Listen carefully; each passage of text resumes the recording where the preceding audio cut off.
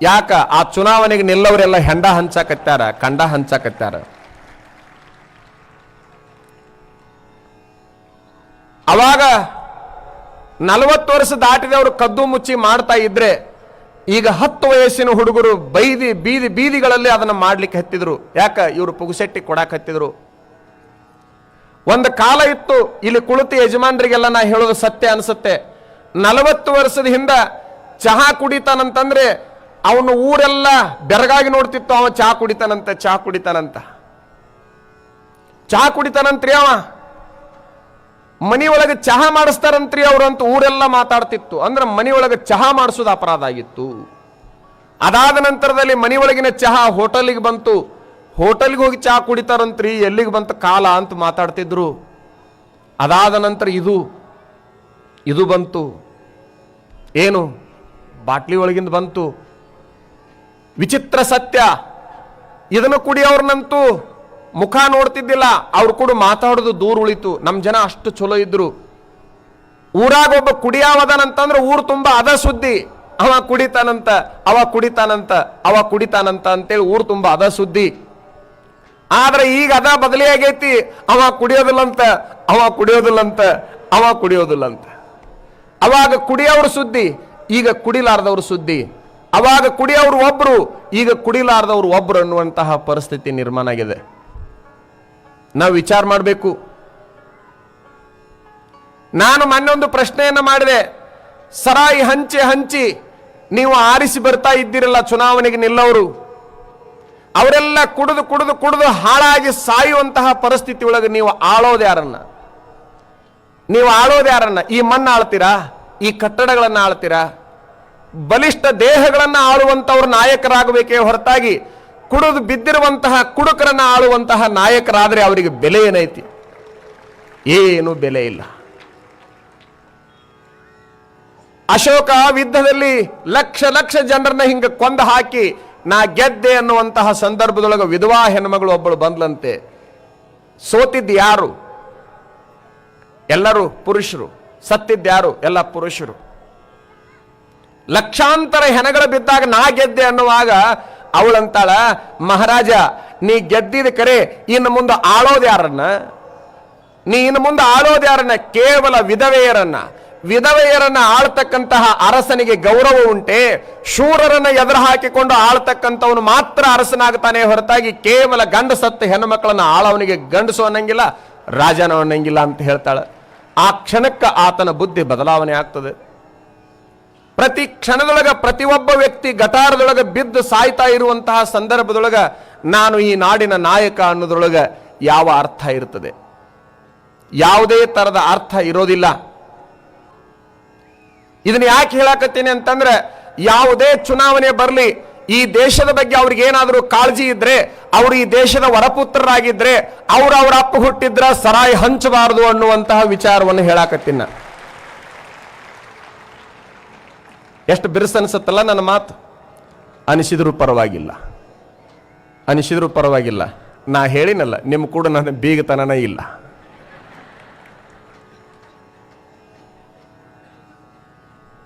ಹಂಚಬಾರದು. ಕುಡಿಯೋದು ಒಂದು ಕಡೆಗೆ ಪಾಪ ಆದ್ರೆ ಹಂಚೋದು 100 ಕಡೆಗೆ ಪಾಪ ಆಗ್ತದೆ.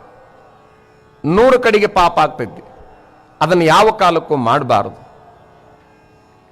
ನೀವು ಕೂಡ ತಾಯಂದ್ರು ಒಂದು ಸಾರಿ ವಿಚಾರ ಮಾಡಬೇಕು. ಅಂತಹ ಚಟಗಳಿಗೆ ದಾಸರಾಗಿರ್ತಕ್ಕಂಥವ್ರು, ಯಾವುದೇ ಚಟ ಇರ್ಬೋದು, ಬಿಡಿಸುವ ದಾರಿಯನ್ನು ಹುಡುಕಬೇಕು. ಆ ಚಟ ಮಾಡೋರ ಜೋಡಿ ಬಾಳ್ವೆ ಮಾಡಬಾರದು. ಅಂಥವ್ರಿಗೆ ಅಡಿಗೆ ಮಾಡಿ ಹಾಕಬಾರದು. ನೀವು ಮಾಡಿ ಹಾಕುವ ಕೈಗೆ ಬೆಲೆ ಬರೋದಿಲ್ಲ, ನೀವು ನೀಡುವ ಅನ್ನಕ್ಕೆ ಬೆಲೆ ಬರೋದಿಲ್ಲ. ಚಟ ಮಾಡೋರಿಗೆ ಅನ್ನ ಮಾಡಿ ಹಾಕಬಾರದು ತಾಯಂದ್ರು. ಹಂಗಾಗ್ಬೇಕು. ಒಬ್ಬ ಊರಾಗ ಇಲ್ಲದ ಚಟ ಎಲ್ಲ ಮಾಡವಂತವ ಎಲ್ಲೆಲ್ಲರೂ ಹೋಗಿ ಕಲ್ಕೊಂಡು ಬಂದು ಅವನು ಗುರುಗಳ ಹತ್ರ ಕರ್ಕೊಂಡು ಹೋಗಿ, ಯಪ್ಪ ಚಟ ಬಾಳ್ ಮಾಡ್ತಾನ್ರಿ, ಬಿಡಿಸ್ರಿ. ಆಯ್ತು, ದಿನ ಬಂದು ಹೋಗಿ ಮಾಡಪ್ಪ ನನ್ನ ಕಡೆಗೆ. ಗುರುಗಳು ಹೇಳಿದ್ರು. ಅವ ದಿನ ಮಠಕ್ಕೆ ಹೋಗುದು ಬರೋದು ಮಾಡಕ್ ಹತ್ತಿದ. ಒಂದು 2-3 ತಿಂಗಳ ನಂತರದಲ್ಲಿ ಒಂದು ಸೇದೋದು ಬಿಟ್ಟ. ಅದಾದ ನಂತರದಲ್ಲಿ ತಂಬಾಕು ತಿನ್ನೋದು ಬಿಟ್ಟ. ಅದಾದ ನಂತರದಲ್ಲಿ ಒಂದಿಷ್ಟು ಓಸಿ ಆಡ್ತಿದ್ದ, ಅದನ್ನು ಬಿಟ್ಟ. ಇಸ್ಪೇಟ್ ಆಡ್ತಿದ್ದ, ಅದನ್ನು ಬಿಟ್ಟ. ದೀಡ್ ವರ್ಷದೊಳಗೆ ಎಲ್ಲ ಬಿಟ್ಟ. ಅದು ಒಂದಿತ್ತಲ್ಲ ಬಾಟ್ಲಿ, ಅದನ್ನು ಕಡಿಮೆ ಮಾಡಿಬಿಟ್ಟ. ಇನ್ನೇನು ಬಿಡಾಕತ್ಯಾನ, ಕೊನೆಯದು ಅದು ಒಂದೇ ಉಳಿದಿತ್ತು. ಅದನ್ನ ಇನ್ನೇನು 15 ದಿವಸದಾಗ ಜಳ ಜಳ ಮಾಡವ ಅದಾನ ಅನ್ನುವಾಗ ಈಕಿಗೆ ಹೊಟ್ಟೆ ರೂಮ್ ರೂಮ್ ಅನ್ನಕತ್ತಿ ಹೆಣ್ಮಗಳಿಗೆ. ಇವನು ಮಠಕ್ಕೆ ಕಳಿಸಿದ, ಅಷ್ಟು ಒಂದೊಂದು ಬಿಟ್ಕೊಂತ ಬಂದ. 15 ದಿವಸದೊಳಗೆ ಅದನ್ನು ಬಿಟ್ಟ. ಅದನ್ನು ಬಿಟ್ಟಿನಿ, ಇವತ್ತು ಜಳ ಜಳ ಆಗಿನಿ ಅಂತಂದವ. ಇವತ್ತಿನಿಂದ ನಾ ಯಾವುದೂ ಮುಟ್ಟಂಗಿಲ್ಲ, ನಾ ಗುರುಗಳ ಉಪದೇಶಕ್ಕೆ ಪಾತ್ರನಾಗಿದ್ದೇನೆ, ಅವ್ರು ಹೆಂಗೆ ಹೇಳ್ತಾರೆ ಹಂಗೆ ಕೇಳ್ತಾ ಇದ್ದೇನೆ, ನಾ ಯಾವುದು ಕೂಡ ಮುಟ್ಟಂಗಿಲ್ಲ, ಸರಾಯಿನ ಇವತ್ತಿನಿಂದ ಮುಟ್ಟಂಗಿಲ್ಲ ಅಂದ ಕೂಡಲೇ ಯಾಕೆ ಹೇಳಿದಂತ. ಹಂಗಾದ್ರೆ ಇನ್ನು ಮೇಲೆ ಮಠಕ್ಕೆ ಹೋಗ್ಬೇಡ ನೀನು. ಕಳಿಸ್ಯಾಳ ತಾನ, ಇವತ್ತಿನಿಂದ ಮಠಕ್ಕೆ ಹೋಗ್ಬೇಡ ನೀನು. ಯಾಕೆ ಹೋಗ್ಬಾರ್ದು? ಎಲ್ಲವೂ ತಡ ಇಲ್ದ ಬಿಟ್ಟು ಅವನ್ನೆಲ್ಲ ಬಿಟ್ಟಂಗ ನಾನು ಬಿಟ್ರು ಗತಿ ಹೆಂಗ? ಬ್ಯಾಡ, ಇನ್ ಮೇಲೆ ಮಠಕ್ಕೆ ಹೋಗ್ಬೇಡ.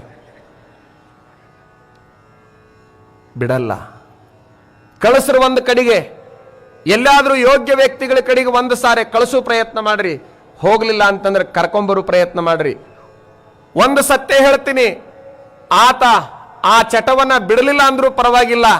ಒಂದು ಸತ್ಯ ಹೇಳ್ತೀನಿ, ಅಲ್ಲಿಗೆ ಹೋಗೋ ತನಕ, ಅಲ್ಲಿ ಕುಂದ್ರು ತನಕ, ಅಲ್ಲಿಂದ ಬಂದು ಮನಿ ಮುಟ್ಟೋ ತನಕ ನರ ಒಂದು 4-5 ತಾಸು ಬಿಡ್ತಾನಲ್ಲ, ಅದು ಎಷ್ಟೋ ಲಾಭ ಆಗ್ತದೆ ಅನ್ನುವಂತಹದ್ದನ್ನು ನೀವು ತಲೆಯಾಗಿಟ್ಕೊಳ್ಬೇಕು. ಆ ಸಮಯನಾದ್ರೂ ಕೂಡ ಅವ ಬಿಡ್ಲಿಕ್ಕೆ ಸಾಧ್ಯ ಆಗ್ತದಲ್ಲ. ಇಲ್ಲಿ ಬಂದು ಕುಳಿತಿದ್ದೀರಿ ತಾವೆಲ್ಲ, ಯಾರಾದ್ರೂ ಅಂತವ್ರು ಇದ್ರೆ 1 ತಾಸು 1.5 ತಾಸು ಅದನ್ನು ಮಾಡಲ್ಲ, ಅದನ್ನು ಕೂಡ ಎಷ್ಟೋ ಲಾಭ. 1 ತಿಂಗಳ ತನಕ ಅಂತದ್ದು ಎಷ್ಟು ಲಾಭ ಆಗೈತೆ ಏನು? ನಮ್ಮಲ್ಲಿ ನೀರಿಗೆ ಬರ ಬಂದಿದೆ, ನಮ್ಮಲ್ಲಿ ಬೋರಿಗೆ ಬರ ಬಂದೈತಿ, ನಮ್ಮಲ್ಲಿ ಬೀರಿಗೆ ಬರ ಬಂದಿಲ್ಲ. ಸಾಕಷ್ಟು ಯಥೇಚ್ಛ. ಏನಾದ್ರೂ ಒಂದು ಕಾರಣ ಹೇಳಿದಾಗ ಬರಗಾಲವನ್ನ ಮುಂದಿಡ್ತೀವಿ ನಾವು. ಊಟಕ್ಕೆ ಬರಗಾಲ ಇದೆ, ಉಡಲಿಕ್ಕೆ ಬರಗಾಲ ಇದೆ, ಕೊಡಲಿಕ್ಕೆ ಬರಗಾಲ ಇದೆ, ಸೇದಲಿಕ್ಕೆ, ಕುಡಿಯಲಿಕ್ಕೆ, ತಿನ್ಲಿಕ್ಕೆ, ಮೋಜು ಮಜಾ ಮಾಡಲಿಕ್ಕೆ ನಮಗೆ ಬರಗಾಲ ಅಡ್ಡ ಬರ್ತಾ ಇಲ್ಲ. ಯಾರು ಬರಗಾಲ ಐತಂತ ಕುಡಿಯೋದು ಬಿಟ್ಟಾರ? ಯಾರು ಬರಗಾಲ ಐತಂತ ಸೇದೋದು ಬಿಟ್ಟಾರ? ಹೇಳ್ರಿ ನೀವು, ಬಿಟ್ಟಾರೇನು? ಇಲ್ಲ. ಸಾಲವನ್ನು ಮಾಡಿ ಆದ್ರೂ ಸಹಿತ ಆ ಚಟವನ್ನ ಮಾಡ್ತಾರೆ ಹೊರತಾಗಿ ಅದನ್ನು ಬಿಡೋದಿಲ್ಲ. ಚಟ ಮಾಡೋರು ಒಂದು ಸಾರೆ ಧರ್ಮರಾಜನ ಜೀವನವನ್ನು ನೋಡಬೇಕು. ಎಂತವ ಧರ್ಮರಾಜ! ಪಗಡಿ ಆಟಕ್ಕೆ ಕುಂದಿರ್ತಾನ. ಪಗಡಿ ಆಟಕ್ಕೆ ಕುಳಿತಿರುವಂತ ಧರ್ಮರಾಜ ಏನನ್ನ ಪನಕ್ಕಿಡ್ತಾನ? ಏನಿಡ್ತಾನ? ಯಾವುದನ್ನ ಇಡಲೇಬಾರದಾಗಿತ್ತಲ್ಲ ಅದನ್ನು ಇಟ್ಟುಬಿಟ್ಟ. ಕೊನೆಗೆ ಕಟ್ಕೊಂಡ ಹೆಂಡತಿಯನ್ನ ಕೇಳಿರಲ್ಲ ಏನಾಯ್ತು ಪರಿಸ್ಥಿತಿ? ಈ ಕತ್ತಿನ ಇಟ್ಟಾನೋ ಬಿಟ್ಟಾನೋ ಅದ್ರ ಬಗ್ಗೆ ನೀವು ತಲೆ ಕೆಡಿಸ್ಕೋಬೇಕಾದದ್ದಿಲ್ಲ. ಒಂದು ವ್ಯಸನಕ್ಕೆ, ಚಟಕ್ಕೆ ನಾವು ದಾಸರಾದ್ವಿ, ಯಾವುದಾದ್ರೂ ಒಂದು ಕೆಟ್ಟ ಚಟಕ್ಕೆ ದಾಸರಾದ್ವಿ ಅಂತಂದ್ರೆ ಅದು ಏನು ಮಾಡಿಸ್ತೈತಿ ಹೇಳಕ್ ಆಗೋದಿಲ್ಲ. ಈಗಿನವರು ಎಷ್ಟೋ ಜನ ಮನೆಯೊಳಗಿನ ಸಂಪತ್ತು ಮುಗಿದ ಮೇಲೆ, ಹೊಲ ಮಾರೋದು ಮುಗಿದ ಮೇಲೆ, ಮನಿ ಒತ್ತಿ ಹಾಕೋದು ಮುಗಿದ ಮೇಲೆ ಉಳಿದಿದ್ದ ತಾಳಿ, ತಾನು ಕಟ್ಟಿದ್ದ ತಾಳಿ ಅದನ್ನು ಸಹಿತ ಇಸ್ಕೊಂಡು ಬಂದು ಕುಡಿಯೋರನ್ನ ಮಾರಿ ಓಸಿ ಆಡೋರನ್ನ, ಮಾರಿ ಇಸ್ಪೇಟ್ ಆಡೋರನ್ನ, ಮಾರಿ ಇನ್ನೊಂದೇನೋ ಮಾಡೋರನ್ನ ನಾವು ನೋಡಿದ್ದೀವಿ. ಇಂಥವೆಲ್ಲ ತಾವು ಕೂಡ ಕಂಡಿದ್ದೀರಿ. ಇದು ಆಗಬಾರದು ಅನ್ನುವಂತಹದ್ದು. ಚಟ ಮಾಡಿ ಯಾರೂ ಉದ್ಧಾರ ಆಗೋದಿಲ್ಲ. ಓಸಿ ಇಸ್ಪೇಟ್ ಆಡಿ ಯಾರೂ ಕೂಡ ಇವತ್ತಿನ ತನಕ ಶ್ರೀಮಂತರಾಗಿಲ್ಲ. ಆರೋಗ್ಯವನ್ನು ಕೂಡ ಗಳಿಸಿಕೊಂಡಿಲ್ಲ. ಯಾವ ಕಾಲಕ್ಕೂ ಅದು ಆಗಬಾರ್ದು. ಯಾವನೋ ಒಬ್ಬ ಹೇಳಿದಂತೆ, ನೆಗಡಿ ಬಂದತ್ರಿ ಏನು ಮಾಡಬೇಕು ಅಂತ, ಹಾಕು ಒಂದು ಕ್ವಾರ್ಟರ್ ಅನ್ನಂತವ. ನೆಗಡಿ ಹೋಗುತ್ತೆ, ತಾನ ತಡ ಇಲ್ದೆ ಹೋಗುತ್ತೆ. ಅದಕ್ಕೆ ಹೆಂಗೆ ಹೋಗ್ತೈತ್ರಿ? ಅದಕ್ಕೆ ಹೆಂಗೆ ಹೋಗುತ್ತದೆ? ಇವ ಹೇಳಿದ್ನಂತ, ಅದಕ್ಕೆ ಹೆಂಗೆ ಹೋಗುತ್ತಂತೀಯಲ್ಲ, ನಾ ಹಾಕಾಕತ್ತಿದ ಮೇಲೆ ನಾನು ಹೊಲ ಹೋತು, ಮನಿ ಹೋತು, ಬಂಗಾರ ಹೋತು, ಹೆಂಡತಿ ಕೊಳ್ಳಾಗಿನ ತಾಳಿ ಸಹಿತ ಹೋತು, ನಿನ್ನ ಸೊಟ್ಟ ನೆಗಡಿ ಹೋಗುದಿಲ್ಲೇನು? ಹೋಗುತ್ತೆ. ಮಾಡಬಾರ್ದು. ಯಾವ ಕಾಲಕ್ಕೂ ಅಂತಹ ಚಟಗಳನ್ನು ಮಾಡಬಾರ್ದು. ಮೊನ್ನೆ ಹಂದಿಗಳೆಲ್ಲ ಸ್ಟ್ರೈಕ್ ಮಾಡಿದ್ವಂತ. ಊರಾಗಿನ ಹಂದಿಗಳೆಲ್ಲ ಸ್ಟ್ರೈಕ್ ಮಾಡಿ ದೇವ್ರ ಹತ್ರ ಹೋಗಿ, ನಮಗೆ ನೀವು ಸ್ವಾತಂತ್ರ್ಯ ಕೊಡಲೇಬೇಕು, ನಮಗಿರ್ಲಿಕ್ಕೆ ಜಾಗ ಕೊಡಲೇಬೇಕು, ನಮಗಿರಾಕ ಜಾಗ ಇಲ್ದಂಗಾಗೈತಿ, ನಾವು ಅದಕ್ಕೆ ಸ್ಟ್ರೈಕ್ ಮಾಡಕತ್ತೀವಿ. ನಿಮಗೇನಾಗೈತಿ ಜಾಗ? ಮುನ್ಸಿಪಾಲ್ಟಿ ಅವ್ರು ರಗಡ್ ಗಟಾರ ಕಡಿಸ್ಯಾರ, ಈಗ ಭಾಳ ಅನುಕೂಲ ಮಾಡ್ಯಾರ, ಯಾವ ಕಾಣ್ಲಾರ್ದಂಗೆ ಮಾಡ್ಯಾರ. ಆರಾಮ್ ಬುಡಕ್ ಮಲ್ಕೋರಿ, ಮ್ಯಾಲ ಮಲ್ಕೋರಿ, ಏನಾಗೈತಿ? ಸ್ವಾಮಿ ನಮಗೇನೋ ಅವ್ರು ಕಡಿಸ್ಯಾರ ಮಲ್ಕೋಬೇಕಂತ ತೀರ್ಮಾನ ಮಾಡಿದ್ವಿ, ನಮ್ಮ ಜಾಗದಾಗ ರಗಡ್ ಮಂದಿ ಮಲ್ಕೊಳಕತ್ಯಾರ, ಈಗ ಕುಡ್ದು ಬಂದು ನಾವು ಮಲಗಬೇಕಾದ ಜಾಗದೊಳಗೆ ಅವ್ರು ಮಲಗಾಕತ್ಯಾರ. ಹಂಗಾಗಿ ನಮಗೊಂದು ಬೇರೆ ಜಾಗ ತೋರಿಸು. ನೋಡಿರಲ್ಲ ನೀವೆಲ್ಲ, ಯಾವನೋ ಒಬ್ಬ ಹಾಕ್ಕೊಂಡು ಹೊರಟಿದ್ದಂತೆ, ಅಲ್ಲೊಂದು ತೆಗ್ಗು, ಅದು ಯಾವುದು? ಅದು ಈ ಕರೆಂಟಿನ ಕಂಬ, ಲೈಟ್ ಕಂಬ ಹುಗಿಲಿಕ್ಕೆ ತೆಗೆದಿದ್ದು. ಅದನ್ನು ಕಂಬ ಹುಗಿದು ಮುಚ್ಚಿದ್ದಿಲ್ಲ, ನಮ್ಮವರು ತೆಗಿಯಾಕ 6 ತಿಂಗಳ, ತೆಗೆದ ಮೇಲೆ ಅದರ ಕಂಬ ಇಡಾಕ 6 ತಿಂಗಳ, ಕಂಬ ಇಟ್ಟ ಮೇಲೆ ಅದನ್ನು ಮುಚ್ಚಾಕ 6 ತಿಂಗಳ ಟೈಮ್ ತಗೊಳ್ಳು ಮಂದಿ. ಹಿಂಗೆ ತೆಗೆದು ಬಿಟ್ಟಿದ್ರು ಓಣಿ ಒಳಗೆ. ಒಬ್ಬ ಹಾಕ್ಕೊಂಡು ಹೊರಟಿದ್ದ, ಆ ತೆಗ್ಗಿನಾಗ ಹೋಗಿ ಜಾರಿ ಬಿದ್ದ. ಜಾರಿ ಬಿದ್ದು ಕೂಡಲೇ ಮಾತಾಡಕತ್ತಾನ ಅವ ಅಲ್ಲಿ ಕೂತ್ಕೊಂಡು. ನಾ ಎಷ್ಟು ಕುಡಿದ್ರು ಮನೆಗೆ ಬಂದು ಮಲಗೋದನ್ನು ಮರೆಯಂಗಿಲ್ಲ. ಬಿದ್ದಿದ್ದೇಲೆಪ್ಪ, ಎಷ್ಟು ಕುಡಿದ್ರು ನಾ ಮನೆಗೆ ಬರೋದು ಮರೆಯಂಗಿಲ್ಲ. ಮಲ್ಕೊಂಡಿನಂತ ತಿಳ್ಕೊಂಡು ಮಲ್ಕೊಂಡ. ಅವನಕ್ಕಿಂತ ಸ್ವಲ್ಪ ಹೆಚ್ಚು ಹಾಕೊಂಡು ಹಿಂದೆ ಹೊರಟಿದ್ದವ. ಅವ ಬಂದು ಹನಿಕೆ ನೋಡಿದ, ನಮ್ಮೂರಾಗಿನ ಹಿರಿಯರಿಗೆ ಬುದ್ಧಿ ಇಲ್ಲ, ಯಾರ ಬಗ್ಗೆನೂ ಕಾಳಜಿ ಇಲ್ಲ ಅವರಿಗೆ, ಊರಿನ ಬಗ್ಗೆ ಊರಾಗಿರೋ ಜನರ ಬಗ್ಗೆ ಕಾಳಜಿ ಇಲ್ದಂಗಾಗೈತೆ ಅಂತ ಅವ ಬೇಯಕತ್ತಿದ. ಈ ರೀತಿ ಸತ್ತ ರೋಡ್ನ್ಯಾಗ ಬಿದ್ದಾವ, ಮಣ್ಣು ಹಾಕೋರ್ ಗತಿ ಇಲ್ಲ. ಇವ್ರಿಗೆಲ್ಲ ಹಿರಿಯರಂತಾರ ಅವನ ತಲೆ ಒಳಗೆ ಅದು ಹೆಣ ಬಿದ್ದಂಗಾಗೈತಿ. ಸ್ವಲ್ಪ ಹೆಚ್ಚು ಹಾಕೊಂಬಂದ ನಾನು. ಇಷ್ಟು ಒದರಾಡಿದ್ರು ಯಾರೂ ಬರುವಲ್ರು. ಮತ್ತೆ ಮೇಲದು ಹೋಗಿ ಗುದ್ಲಿ ಸಲ್ಕಿ ತೊಗೊಂಬಂದ, ತಗೊಂಡು ಬಂದು ಮಣ್ಣು ಕಳೆದು ಎಳೆಯಕ್ಕೆ ಹತ್ತಿದ. ನಾನು ಒಳ್ಳೆ ಕೆಲಸ ಮಾಡಿದ್ರಾತು ಅಂತ.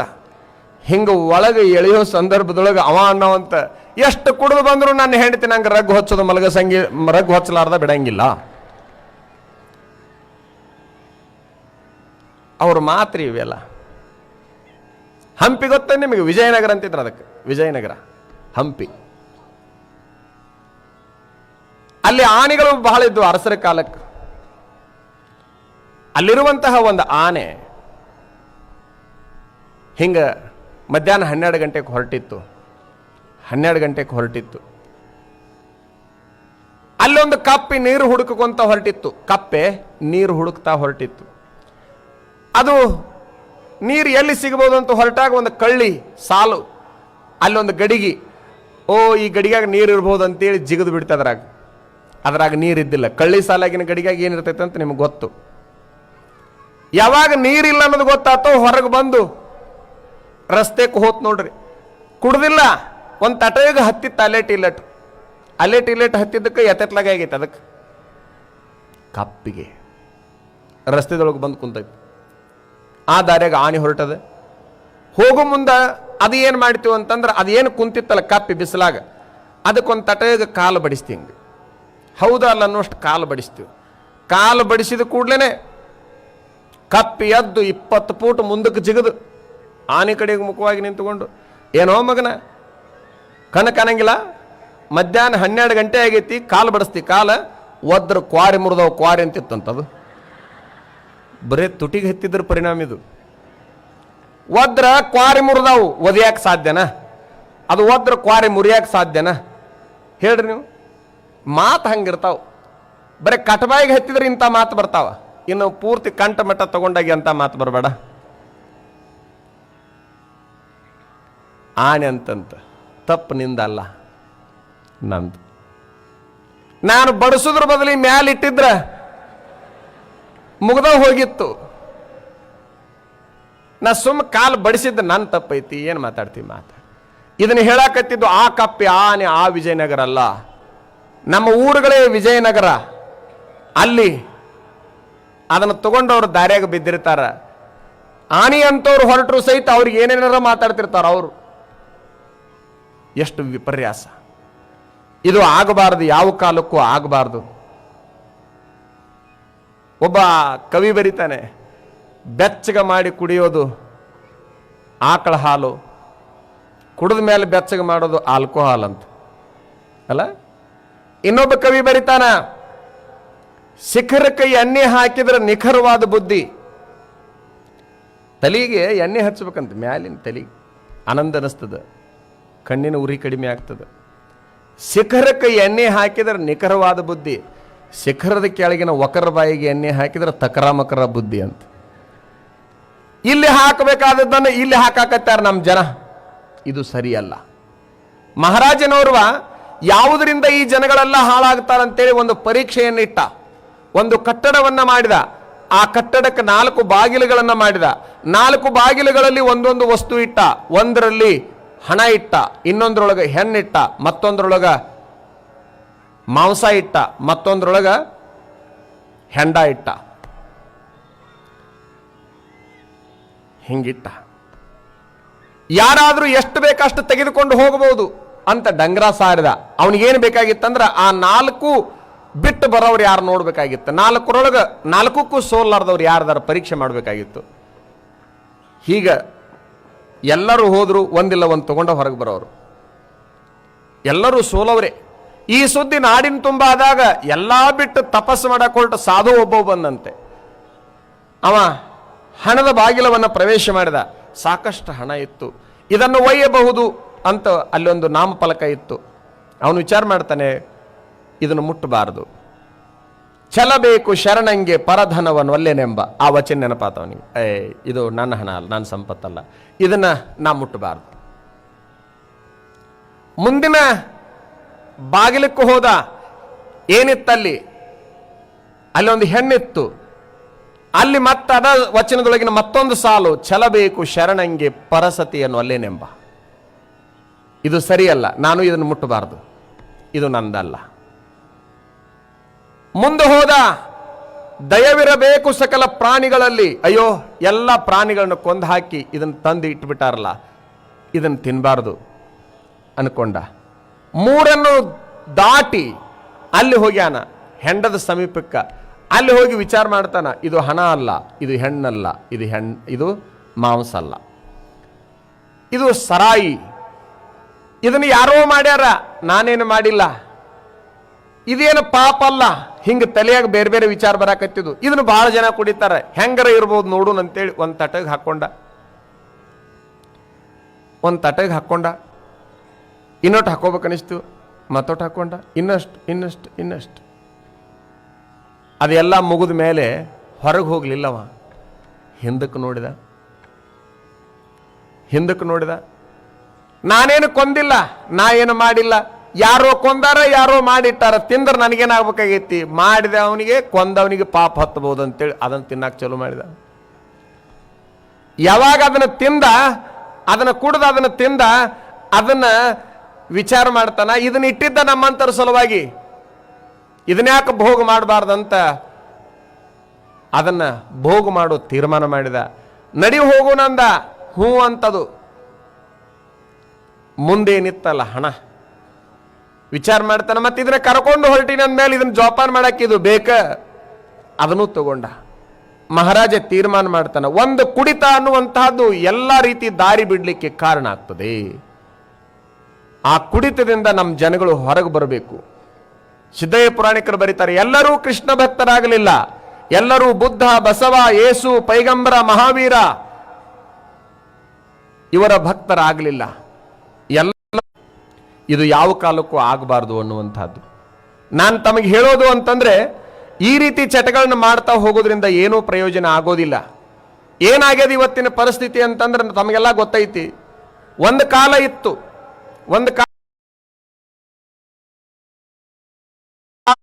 ಇತ್ತು, ಏನಿತ್ತು, ಯಾರಾದ್ರೂ ಸತ್ರೆ ಮಣ್ಣು ಕೊಡಾಕ್ ಹೋಗ್ತಿದ್ರು. ಹೋಗವರೆಲ್ಲ 60-70 ವಯಸ್ಸಿನವರು. ಯಾರು ಸತ್ತಿದ್ರಿ ಅಂತ ಕೇಳಿದ್ರೆ ಅವ್ರು ಹೇಳ್ತಿದ್ರು, ನಮ್ಮ ಅಪ್ಪ ಸತ್ತಿದ್ದ. ಇನ್ನೂ ಸೂಕ್ಷ್ಮ ಹೇಳೋದಂದ್ರೆ ನಮ್ಮ ಅಜ್ಜ ಸತ್ತಿದ್ದ. ಈತನಿಗೆ 60-70 ವಯಸ್ಸ, ಅವ್ರ ಅಜ್ಜಿಗೆ ಎಷ್ಟು? ಸಾಯಬಾರದ ವಯಸ್ಸಿನಲ್ಲಿ ಸಾಯ್ಲಿಕ್ಕೆ ಹೆತ್ತಿದ್ದಾರೆ. ಹಾಗಾಗಿ ಅದು ಹಂಗಾಗಕತ್ತೈತಿ. ಹಿರಿಯರು ತರುಣರಿಗೆ ಮಣ್ಣು ಹಾಕೋ ಪರಿಸ್ಥಿತಿ ಬಂದದ್ದು. ತಮಗಿನ್ನೂ ಹೇಳೇನು, ಚಟ ಮಾಡೋದ್ರಿಂದ 3 ಮಾತ್ರೆ ಗ್ಯಾರಂಟಿ ಹೋಗ್ತಾವ. ಒಂದನೇದ್ದು ಹಣ, ಎರಡನೇದ್ದು ಆರೋಗ್ಯ, ಮೂರನೇದ್ದು ಮರ್ಯಾದೆ. ಇವು ಮೂರು ಮಾತ್ರ ಶತಸತ್ಯ ಅಲ್ಲ. ಚಟ ಮಾಡಲಿಕ್ಕೆ ಹಣ ಬೇಕು, ಆ ಚಟ ಮಾಡ್ತಾ ಹೋದಂಗೆಲ್ಲ ಆರೋಗ್ಯ ಅದು ಕುಳಿತದೆ, ಆರೋಗ್ಯನೂ ಕೂಡ ಹೋಗ್ಬಿಡುತ್ತದೆ. ಯಾವಾಗ ಆರೋಗ್ಯ ಹೋಯ್ತು ಅವಾಗ ಎಲ್ಲೆಲ್ಲರ ಬೀಳಕ್ ಚಲೋ ಮಾಡ್ತಾನ, ಮರ್ಯಾದೆನೂ ಹೋಗ್ಬಿಡ್ತದೆ. ನಿನ್ನೊಳಗಿರುವಂತ ಹಣ, ನಿನ್ನೊಳಗಿರುವಂತ ದೇಹದ ತಾಕತ್ತು, ನಿನ್ನಲ್ಲಿರುವಂತ ಮರ್ಯಾದೆ, ಇವು ಮೂರು ಹೋದ ಮೇಲೆ ನೀನು ಜೀವಂತ ಹೆಣವೇ ಹೊರತಾಗಿ ನಿನಗೆ ಯಾವ ಬೆಲೆ ಈ ಭೂಮಿ ಮೇಲೆ ಇರೋದಿಲ್ಲ. ನೀವು ಬಹಳ ಎತ್ತರಕ್ಕೆ ಬೆಳೆದಿರಂತಂದ್ರೆ ನಿಮ್ಮನ್ನು ಯಾರೂ ಕೂಡ ನಾಶ ಮಾಡಕ್ ಆಗೋದಿಲ್ಲ. ಆದ್ರೆ ನಾಶ ಮಾಡಕ್ ಒಂದೇ ದಾರಿ, ನಿಮಗೊಂದು ಚಟ ಕಲಿಸಿಬಿಡ್ತಾರವ್ರು. ನಾನು ಒಬ್ಬ ದೊಡ್ಡ ಶ್ರೀಮಂತ ತರುಣನನ್ನು ನೋಡಿದೆ. ಆತನ ಕಾಲಕ್ಕೆ ಎಷ್ಟೋ ಎತ್ತರಕ್ಕೆ ಶ್ರೀಮಂತಿಕೆ ಬೆಳೀತು. ಆತನ ವ್ಯಾಪಾರದ ಗುಟ್ಟು ಯಾರಿಗೂ ತಿಳಿಲೇ ಇಲ್ಲ. ಯಾರಿಗೂ ತಿಳಿದೇ ಇರುವಾಗ ಎಲ್ಲರೂ ಕೂಡಿ ಉಪಾಯ ಹೂಡಿದರು ಅವನಿಗೊಂದೊಂದು ಚಟ ಕಲ್ಸಾಕ. ಯಾವುದು ಚಟ ಮಾಡ್ತಿದ್ದಿಲ್ಲ. ಆ ಹುಡುಗ ಇನ್ನೂ ಜೀವಂತಿದ್ದಾನೆ. ಮನೆ ಬಂದು ಇಲ್ಲಿ ನಮಸ್ಕಾರ ಮಾಡಿ ಹೋದ. ನನಗೆ ಮನೆಗೆ ಹೋಗಿ ಚಟ ಮಾಡಬೇಡ, ಇನ್ನು ಮುಂದರೆ ಎಚ್ಚರಾಗು, ಒಂದ್ ವೇಳೆ ನೀ ಇದನ್ನ ಮಾಡ್ಕೊಂತ ಹೋಗಿದ್ದಾದ್ರೆ ನನ್ನ ಮಠದ ಕಂಬಕ್ಕೆ ಕಟ್ಟಿ ಬಡಿಬೇಕಾಗುತ್ತೆ ನಿನ್ನಂತೇಳಿ ಅವನ ಮನೆಗೆ ಹೋಗಿ ಹೇಳಿ ಬಂದೆ. ನಾನು ನನ್ನ ಕರ್ತವ್ಯ ಅಷ್ಟರ ಹೋಗಿ ಹೇಳಿ ಬರೋಣ ಅಂತ. ಆದರೂ ಕೂಡ ಇಲ್ಲಿ ಬಂದ, ಸತ್ಯವಾಗಿ ಹೇಳ್ತೀನಿ, ವ್ಯಾಸಪೀಠದ ಮೇಲೆ ಅವನ ಮುಖ ನೋಡಿ ಸ್ವಲ್ಪ ಸಮಾಧಾನ ಆಯ್ತು. ಇಲ್ಲೇ ಹೇಳ್ದವ, ಸ್ವಲ್ಪ ಕಡಿಮೆ ಮಾಡಿ ನಜ್ಜರ ಅಂತ.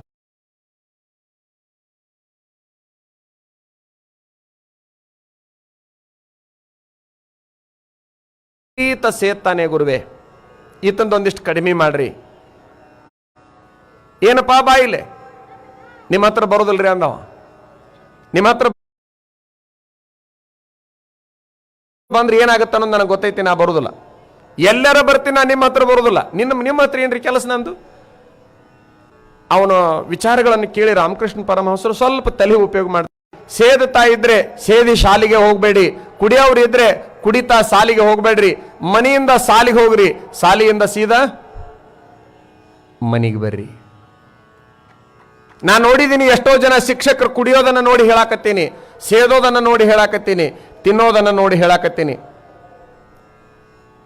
ಯಾರು ನೈತಿಕ ಮೌಲ್ಯಗಳನ್ನು ತುಂಬಬೇಕಾಗಿತ್ತಲ್ಲ ಅವರೇ ಅದನ್ನು ಮಾಡಿ ಬಂದುಬಿಟ್ರೆ ಆ ಹಸುಗಳಲ್ಲಿ, ಆ ಮಕ್ಕಳಲ್ಲಿ ಒಂದು ಒಳ್ಳೆ ಬೆಳವಣಿಗೆ ಆಗೋದಿಲ್ಲ, ಕೆಟ್ಟ ಬೆಳವಣಿಗೆ ಆಗ್ತದೆ. ಅವರೇನಾದ್ರೂ ಅಷ್ಟು ಸ್ವಚ್ಛ ಇದ್ದಂಥ ಸಂದರ್ಭದಲ್ಲಿ ಯಾವುದಾದ್ರೂ ಒಬ್ಬ ಹುಡುಗ ಶಾಲೆಗೆ ಅದನ್ನು ಮಾಡಿ ಬಂದ ಅಂತಂದ್ರೆ ಆ ಕ್ಷಣಕ್ಕೆ ಆತನನ್ನು ಹೊರಗೆ ಹಾಕಬೇಕು, ಆ ಕ್ಷಣಕ್ಕೆ ಆತನನ್ನು ಹೊರಗೆ ಹಾಕಬೇಕು. ನನ್ನೊಂದು ಡಿಗ್ರಿ ಕಾಲೇಜಿಗೆ ಕರೆದಿದ್ರು ಉಪನ್ಯಾಸಕ್ಕ. ನನಗೆ ತಿಳಿಲಾರ್ದ ಈ ವಿಚಾರಗಳನ್ನ ಮಾತಾಡಿದೆ. ಯಾವ ವಿದ್ಯಾರ್ಥಿ ಚಟಗಳನ್ನು ಮಾಡ್ತಾನೆ ಆತನನ್ನು ನಿರ್ದಾಕ್ಷಿಣ್ಯವಾಗಿ ಶಾಲೆಯಿಂದ, ಕಾಲೇಜಿನಿಂದ ಹೊರಗೆ ಹಾಕ್ರಿ. ಒಂದು ವೇಳೆ ಶಿಕ್ಷಕರೇನಾದ್ರೂ ಆ ಚಟಗಳನ್ನ ಮಾಡ್ತಾ ಇದ್ರೆ ಅವ್ರನ್ನೂ ಸಹಿತ ಹುಡುಗರು ಸೇರ್ಕೊಂಡ ಕಂಬಕ್ಕೆ ಕಟ್ರಿ ಅಂತ ಹೇಳಿದೆ. ಪ್ರಿನ್ಸಿಪಾಲ್ನ ಕಾಯಂ ತಗೊಂಡ ಬರ್ತಿದ್ನಂತ. ಕಟ್ರೆ ಆತನ ಕಂಬಕ್ಕ, ಏನಾದ್ರೂ ಕಷ್ಟ ಬಂದ್ರೆ ನಾನದೀನಿ ಅಂತ ಹೇಳಿದ್ದೆ. ನಿಮಗೊಂದು ಬಹಳ ತುಂಬ ಹೃದಯದ ಅಭಿಮಾನದ ಮಾತು ಹೇಳ್ತೀನಿ. ಅವತ್ತ ಪ್ರಿನ್ಸಿಪಾಲ್ ಬಿಟ್ಟಾವ, ಇವತ್ತಿಗೂ ಸಹಿತ ಕೊಡುದಿಲ್ಲ, ಆ ಸರಾಯನ್ನು ಕೊಡುದಿಲ್ಲ. ಹುಡುಗರೆಲ್ಲ ಅಭಿಮಾನದ ವಯಸ್ಸಿನ ಹುಡುಗರು, ಅಜ್ಜವರ ಕಂಬ ಕಟ್ರಿ ಅಂದು ಒಂದೇ ಒಂದು ಮಾತು ಇವತ್ತಿಗೆ ಬಿಡಿಸಿ ಬಿಟ್ಟೈತಿ. ಇವತ್ತಿನ ತನಕ ನಮ್ಮವರು ತಗೊಂಡಿಲ್ಲ. ಒಂದು ಸಾರಿ ತಿಳಿಸಿ ಹೇಳ್ರಿ, ಇಲ್ಲ ಹೆದರಿಸಿ ಹೇಳ್ರಿ, ಇಲ್ಲ ಶಿಕ್ಷೆ ಕೊಡ್ರಿ. ಪಾಪ ಕುಡಿಲಿ ಬಿಡು ಅಂತಂದ್ರೆ ಹಾಳಾಗಿ ಹೋಗ್ತದ ಆ ಜೀವ. ಅದರ ಸಲುವಾಗಿ ದೇಹ ನಾಶ ಆಗಿ ಹೋಗ್ತದೆ, ಏನೂ ಉಳಿಯಂಗಿಲ್ಲ, ಏನೂ ಉಳಿಯಂಗಿಲ್ಲ. ಸೇದೋದ್ರಿಂದ ಗೂಡುಗಟ್ಟಿ ಹೋಗ್ತದೆ ದೇಹ. ಏನು ಉಳಿತದೆ ಹೇಳ್ರಿ? ಯಾವನೋ ಒಬ್ಬ ಮಾತಾಡಕತ್ತಿದ್ನಂತ, ಚಟ ಮಾಡೋದ್ರಿಂದ 3 ಲಾಭ ಅದಾವಂತ, ಸೇದೋದ್ರಿಂದ 3 ಲಾಭ ಅದಾವಂತ. ಯಾವ್ರಿ ಅವ 3 ಲಾಭಗಳು?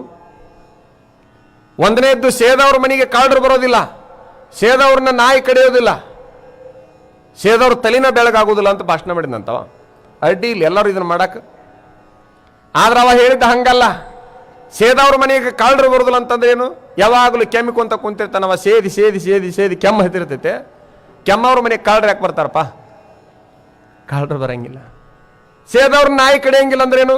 ಒಳ್ಳೆ ವಯಸ್ಸಿನಾಗ ಕೋಲ್ ಹಿಡ್ಕೊಂಡು ಅಡ್ಡಾಡ್ತಿರ್ತಾರ. ಕೋಲಿಗೆ ಹೆದರಿ ನಾಯಿ ಕಡಿಯಂಗಿಲ್ಲ. ತಲೆ ಬೆಳಗಾಗಂಗಿಲ್ಲ ಅಂದ್ರೆ ಏನು? ಬೆಳಗಾಗೋಕ್ಕಿಂತ ಮೊದಲ ಸಾಯ್ತಾನ. ಅದ್ಯಾಕೆ ಬೆಳಗಾಕೈತಿ? ಬೆಳಗಾಗೋಕ್ಕಿಂತ ಮೊದಲ ಸತ್ತೋಕಾರ, ಬೆಳಗಾಗೋದಿಲ್ಲ.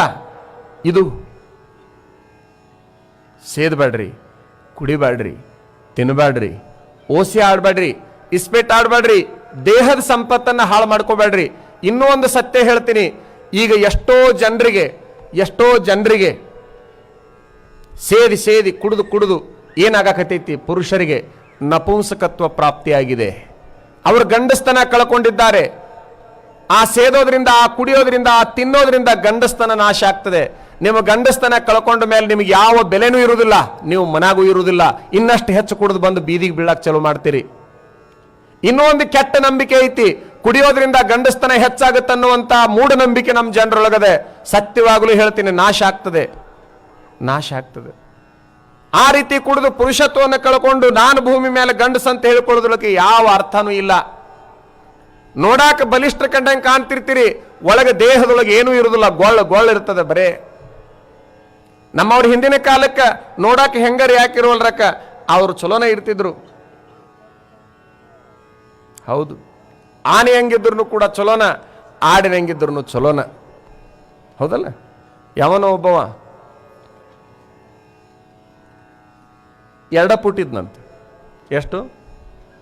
ಬರೀ 2 ಫೂಟ್ ಇದ್ದ. 2 ಫೂಟ್ ಇದ್ದವನು ಮದುವೆ ಆಗಿದ್ದ. 2 ಫೂಟ್ ಇದ್ದವನು ಮದುವೆ ಆಗ್ಯಾನ. ಅವಗೂ 2 ಮಕ್ಕಳಾಗ್ಯಾವ, 3 ಮಕ್ಕಳಾಗ್ಯಾವ. ಏನು ಆಶ್ಚರ್ಯ! ದೇಹ ಎಷ್ಟಿದ್ರೇನು, ದೇಹದೊಳಗೆ ಚೈತನ್ಯ ಅದೇ. ಏನಾಗಬೇಕೋ ಅದೆಲ್ಲ ಆಗುತ್ತೆ. 3 ಮಕ್ಕಳಾಗ್ಯಾವ. ನೋಡಾಕ ಆಳು ಸಾಣದಿರ್ಬೋದು, ತಲೆ ಬಹಳ ಹುಷಾರಿತ್ತು, ದುಡಿತಿದ್ದ, ಏನು ಸಾಧ್ಯನೋ ಅದನ್ನು ದುಡಿತಿದ್ದ, ತಂದು ಹಾಕ್ತಿದ್ದ, ಸುಖವಾಗಿದ್ದ. ಇಬ್ರು ಬಹಳ ಮಸ್ತ್ ಸುಖವಾಗಿದ್ರು. 3 ಮಕ್ಕಳು ಹೆಚ್ಚು ಕಡಿಮೆ ಅವನಂಗೆ ಇದ್ವು. ಅವು ಆಟ ಕಣ್ ಚಂದಿದ್ದು. 3ನೇದಂತೂ ಬಹಳ ನೋಡಂಗಿತ್ತು. ಯಾರೋ ಅವನ ಹೆಂಡತಿಗೆ, ನೀ ಏನು 3 ಮಕ್ಕಳನ್ನ ನಿಮ್ಮ ಯಜಮಾನನ ಜೋಪಾನ ಮಾಡ್ಕೊಂಡು ಹಿಂಗೆ ಬಾಳೆ ಮಾಡ್ತಿದ್ದಿ, ಒಂದು ಸ್ವಲ್ಪ ನಾಟಕ ಬಂದೈತಿ ಊರಾಗ, ನೋಡಿ ಬರು ನಡಿ ಅಂದರು. ಆಕಿಗಿಲ್ಲಬಾರ್ದ ಖುಷಿ, ಓನೇನಿಗೆ ಹೇಳ್ತಾರೆ ಕರೆದು ಕೂಡಲೇ. ಯಾರು ಬೇಡ ಅಂತಾರವಾ, ಹೋಗೋನು. ಅದು ನಾಟಕಕ್ಕೆ ಹೋಗೋದು ಅಂತಂದ್ರೆ 10ವರೆ, ಹಳ್ಳಿನ ನಾಟಕ 10ವರೆ. ಕರೆಂಟ್ ಹೋಗೈತಿ, ಒಂದಿಷ್ಟು ಅಡಿಗೆನೂ ಮಾಡಿಸ್ಯಾಳ, ಒಂದಿಷ್ಟು ಹುಡುಗರಿಗೆ ಉಣಿಸ್ಯಾಳ. 2 ದೊಡ್ಡ ಹುಡುಗರಿಗೆ ಉಣಿಸಿ ಮಲಗಿಸಿದ್ಲು, ಇದನ್ನು ಮಲಗಿಸಿದ್ಲು. ಗಂಡಿಗೆ ಹೇಳಿದ್ಲು ಆಗಲೇ, ಮಧ್ಯಾಹ್ನ ಹಿಂಗೆ ಕರೆದಾರ್ರಿ, ಮತ್ತು ನಾನು ಹೋಗ್ತೀನಿ. ಅವನಿಗೊಂದು ಒಳ್ಳೆ ಚಿಂತೆ, ಹುಡುಗರು ಕರ್ಕೊಂಡು ಹೋಗಿ ಬಿಟ್ಟು ಹೋಕ್ಕಿ. ಮತ್ತು ಬಿಟ್ಟು ಹೋಗ್ತೀನಿ, ಅಲ್ಲಿ ಹೋಗಿ ಕಿರಿಕಿರಿ ಮಾಡಕ್ಕೆ ಹತ್ತಿದ್ರೆ ನನಗೂ ತ್ರಾಸು ಮತ್ತು ಮಂದಿಗೂ ತ್ರಾಸು, ಹಾಗಾಗಿ ಬಿಟ್ಟು ಹೋಗ್ತೀನಿ. ಇವತ್ತೊಂದು ದಿವಸದ ಮೆಟ್ಟಿಗೆ ನೀವೇ ನೋಡ್ಕೊರಿ. ಅವನಿಗಿಲ್ಲಬಾರ್ದ ಚಿಂತೆ, ತಲೆ ಓಡಾಕೈತೆ ಒಂದು, ಇದೆಯಲ್ಲಿ ಕಿರಿಕಿರಿ. ಈ ನಾಟಕ ನೋಡಿ, ಅದು ನಾಟಕ ಅಂತಂದ್ರೆ ಬೆಳಗ್ಗೆ ಮುಂಜಾನೆ 6ವರೆಗೆ ಮುಗಿಬೇಕಾದ ನಾಟಕ ಅವೆಲ್ಲ, 3 ತಾಸಿನವ. ಅದು ಅಳಾಕತ್ತಿದ್ರೆ ನಾಯಲ್ಲಿ ಸಾಯಿಲಿ ಅನ್ಕೊಂಡು ಅವನು ವಿಚಾರ ಮಾಡಿ ಹಂಗೆ ಮಾಡು. ಆ ಹೆಣ್ಮಗಳು ತನ್ನ ಕೆಲ್ಸಕ್ಕೆ ಮಾಡಕ್ಕೆ, ಅಡುಗೆ ಮಾಡಕ್ಕೆ, ಅದನ್ನು ಮಾಡಕ್ಕೆ, ಇದನ್ನು ಮಾಡಕ್ಕೆ ಓಡಾಡುವಾಗ ಇವ ಬೆರಿಕೆ ಏನು ಮಾಡ್ಯಾನ ಗೊತ್ತನ್ರಿ, ಆ 3ನೇದಿತ್ತಲ್ಲ ಅದರಾಟ ಯಾತ್ರೆ ಇದ್ದೀವ, ಅದನ್ನೇನು ಮಲಗಿಸಿದ್ಲಲ್ಲ ಆಕಿ, ಅದನ್ನ ಎತ್ತಿ ಬೇರೆ ಕಡೆಗೆ ಹಾಕಿ ಅದ್ರ ಜಗದಾಗ ಮಲಗ್ಯಾನ. ಮೊದಲ ಹೇಳಿದ್ದ 2 ನಾನು ನೋಡ್ಕೊತೀನಿ, ಸಾಣದ ನೀವು ವೈ ಅಂತ. 2 ನಾನು ನೋಡ್ಕೊತೀನಿ ದೊಡ್ಡವ, ಸಾಣದ ನೀವು ವೈ ಅಂತ ಹೇಳ್ಯಾನ. ಹ್ಞೂ ಅಂದ ಮೇಲೆ ಅದನ್ನ ಎತ್ತಿ ಬೇರೆ ಕಡೆಗೆ ಹಾಕಿ ಅದ್ರ ಜಗದಾಗ ಮಲಗ್ಯಾನ. ಅವು ಹೆಣ್ಮಕ್ಳು ಬಂದು ಬಡ ಬಾರ ಯವ್ವ ನೀ ದೌಡ್ ಬರೋಕ್ಕೆಲ್ಲ ಬಿಡಕ್ಕೆಲ್ಲ, ಅಲ್ಲಿ ಟೈಮ್ ಆಗೈತೆ ಅಂತ ಒದರಾಕತ್ತಿದ್ರು. ಅದು ಊಟ ಮಾಡ್ಲಾರ್ದಂಗೆ ಕರೆಂಟ್ ಹೋದ ಕತ್ತಲದೊಳಗೆ ಬಡ 3ನೇದು ಎತ್ಕೊಂಡು ಹೋಗ್ಬೇಕಲ್ಲ, ಹೆಗಲ ಮೇಲೆ ಹಾಕ್ಕೊಂಡು ಹೊಂಟ್ಲು. ಪಾಡ ಆತಂದಿವ, ಜೀವಮಾನದಾಗ ಹೊತ್ತಿದ್ದಿಲ್ಲ ಈಕೆ, ಪಾಡ ಆತಿವ್. ಹೆಗಲ ಮೇಲೆ ಹಾಕ್ಕೊಂಡು ಹೊಂಟ್ಲು. ದಾರಿಯಾಗಾರ ಹೇಳ್ಬೇಕಿಲ್ಲ, ಹುಚ್ಕೊಟ್ಟಿ ಹೇಳವಲ್ಲ. ನೀ ಯಾವಾಗ ಹೊರ್ಬೇಕು? ನಾನು ಅಲ್ಲಿ ಹೋಗಿ ನಾಟಕ ಚಲೋ ಆತು. ಒಳಗೆ ಹೋದ್ಲು ಟಾಕೀಸ್ನ್ಯಾಗ. ಇದು ಪಾಡ, ಟಿಕೆಟ್ ಇಲ್ದಂಗ. ಇದು ಪಾಡ ಹೊತ್ಕೊಂಡು ಬಂದಿದ್ದು 1ನೇ ಪಾಡ, ಟಿಕೆಟ್ ಇಲ್ಲಂಗ ಹೋಗಿದ್ದು 2ನೇ ಪಾಡ. ಮ್ಯಾಲೆ ಮತ್ತೆ ಹೆಗಲ ಮೇಲೆ ಹಾಕ್ಕೊಂಡಿದ್ದು 3ನೇ ಪಾಡ ಅಂತೇಳಿ ಅವ ನೋಡೋದು ಬಿಟ್ಟರು ಪರವಾಗಿಲ್ಲ, ಮಾತು ಕೇಳಿದ್ರೆ ಪರವಾಗಿಲ್ಲ, ನಾನಂತ ಹೇಳೋದು ಬೇಡ, ಏನಾಕೈತೆ ಆಗ್ಲಿದೆ ಅಂತೇಳಿ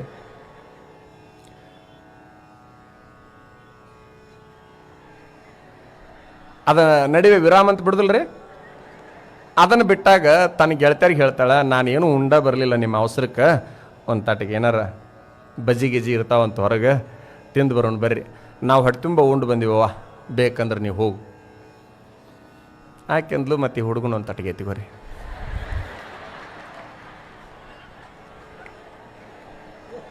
ಈ ಹುಡುಗನ ಎತ್ತಿಗೋರಿ ಅಂತ ಆಕೆ. ಅವಾಗ್ರೆ ಹೇಳ್ಬೇಕಿಲ್ಲ, ಹುಡುಗ ಅಲ್ಲ ನಾನು ಬಂದೀನಿ ಅಂತೇಳಿ. ಈ ಹುಡುಗನ ಎತ್ಕೋರು ಅಂತಂದ್ ಕೂಡಲೇ ಪಾಪ ಹೆಣ್ಮಕ್ಳು ಅವ್ಯಾಕೆ ತಪ್ಪು ತಿಳ್ಕೊಂತಾವ, ತಾರಯ್ಯವ ನಿನ್ನ ಮಕ್ಕಳು ಬೇರೆ ಅಲ್ಲ, ನಮ್ಮ ಮಕ್ಕಳು ಬೇರೆ ಅಲ್ಲ ಅಂದು. ನಿಮಗೆ ಹೇಳ್ತೀನಿ, ಕೊಡುವಾಗರ ಬುದ್ಧಿಗೇಡಿ ಬುದ್ಧಿ ಓಡಿಸ್ಯಾನ ಕರೆ, ಅವಾಗರ ಒಂದು ತಟ್ಟಿಗೆ ಹೇಳಬೇಕಿಲ್ಲ, ಇದು ಪಾಡ ಅಂದವ.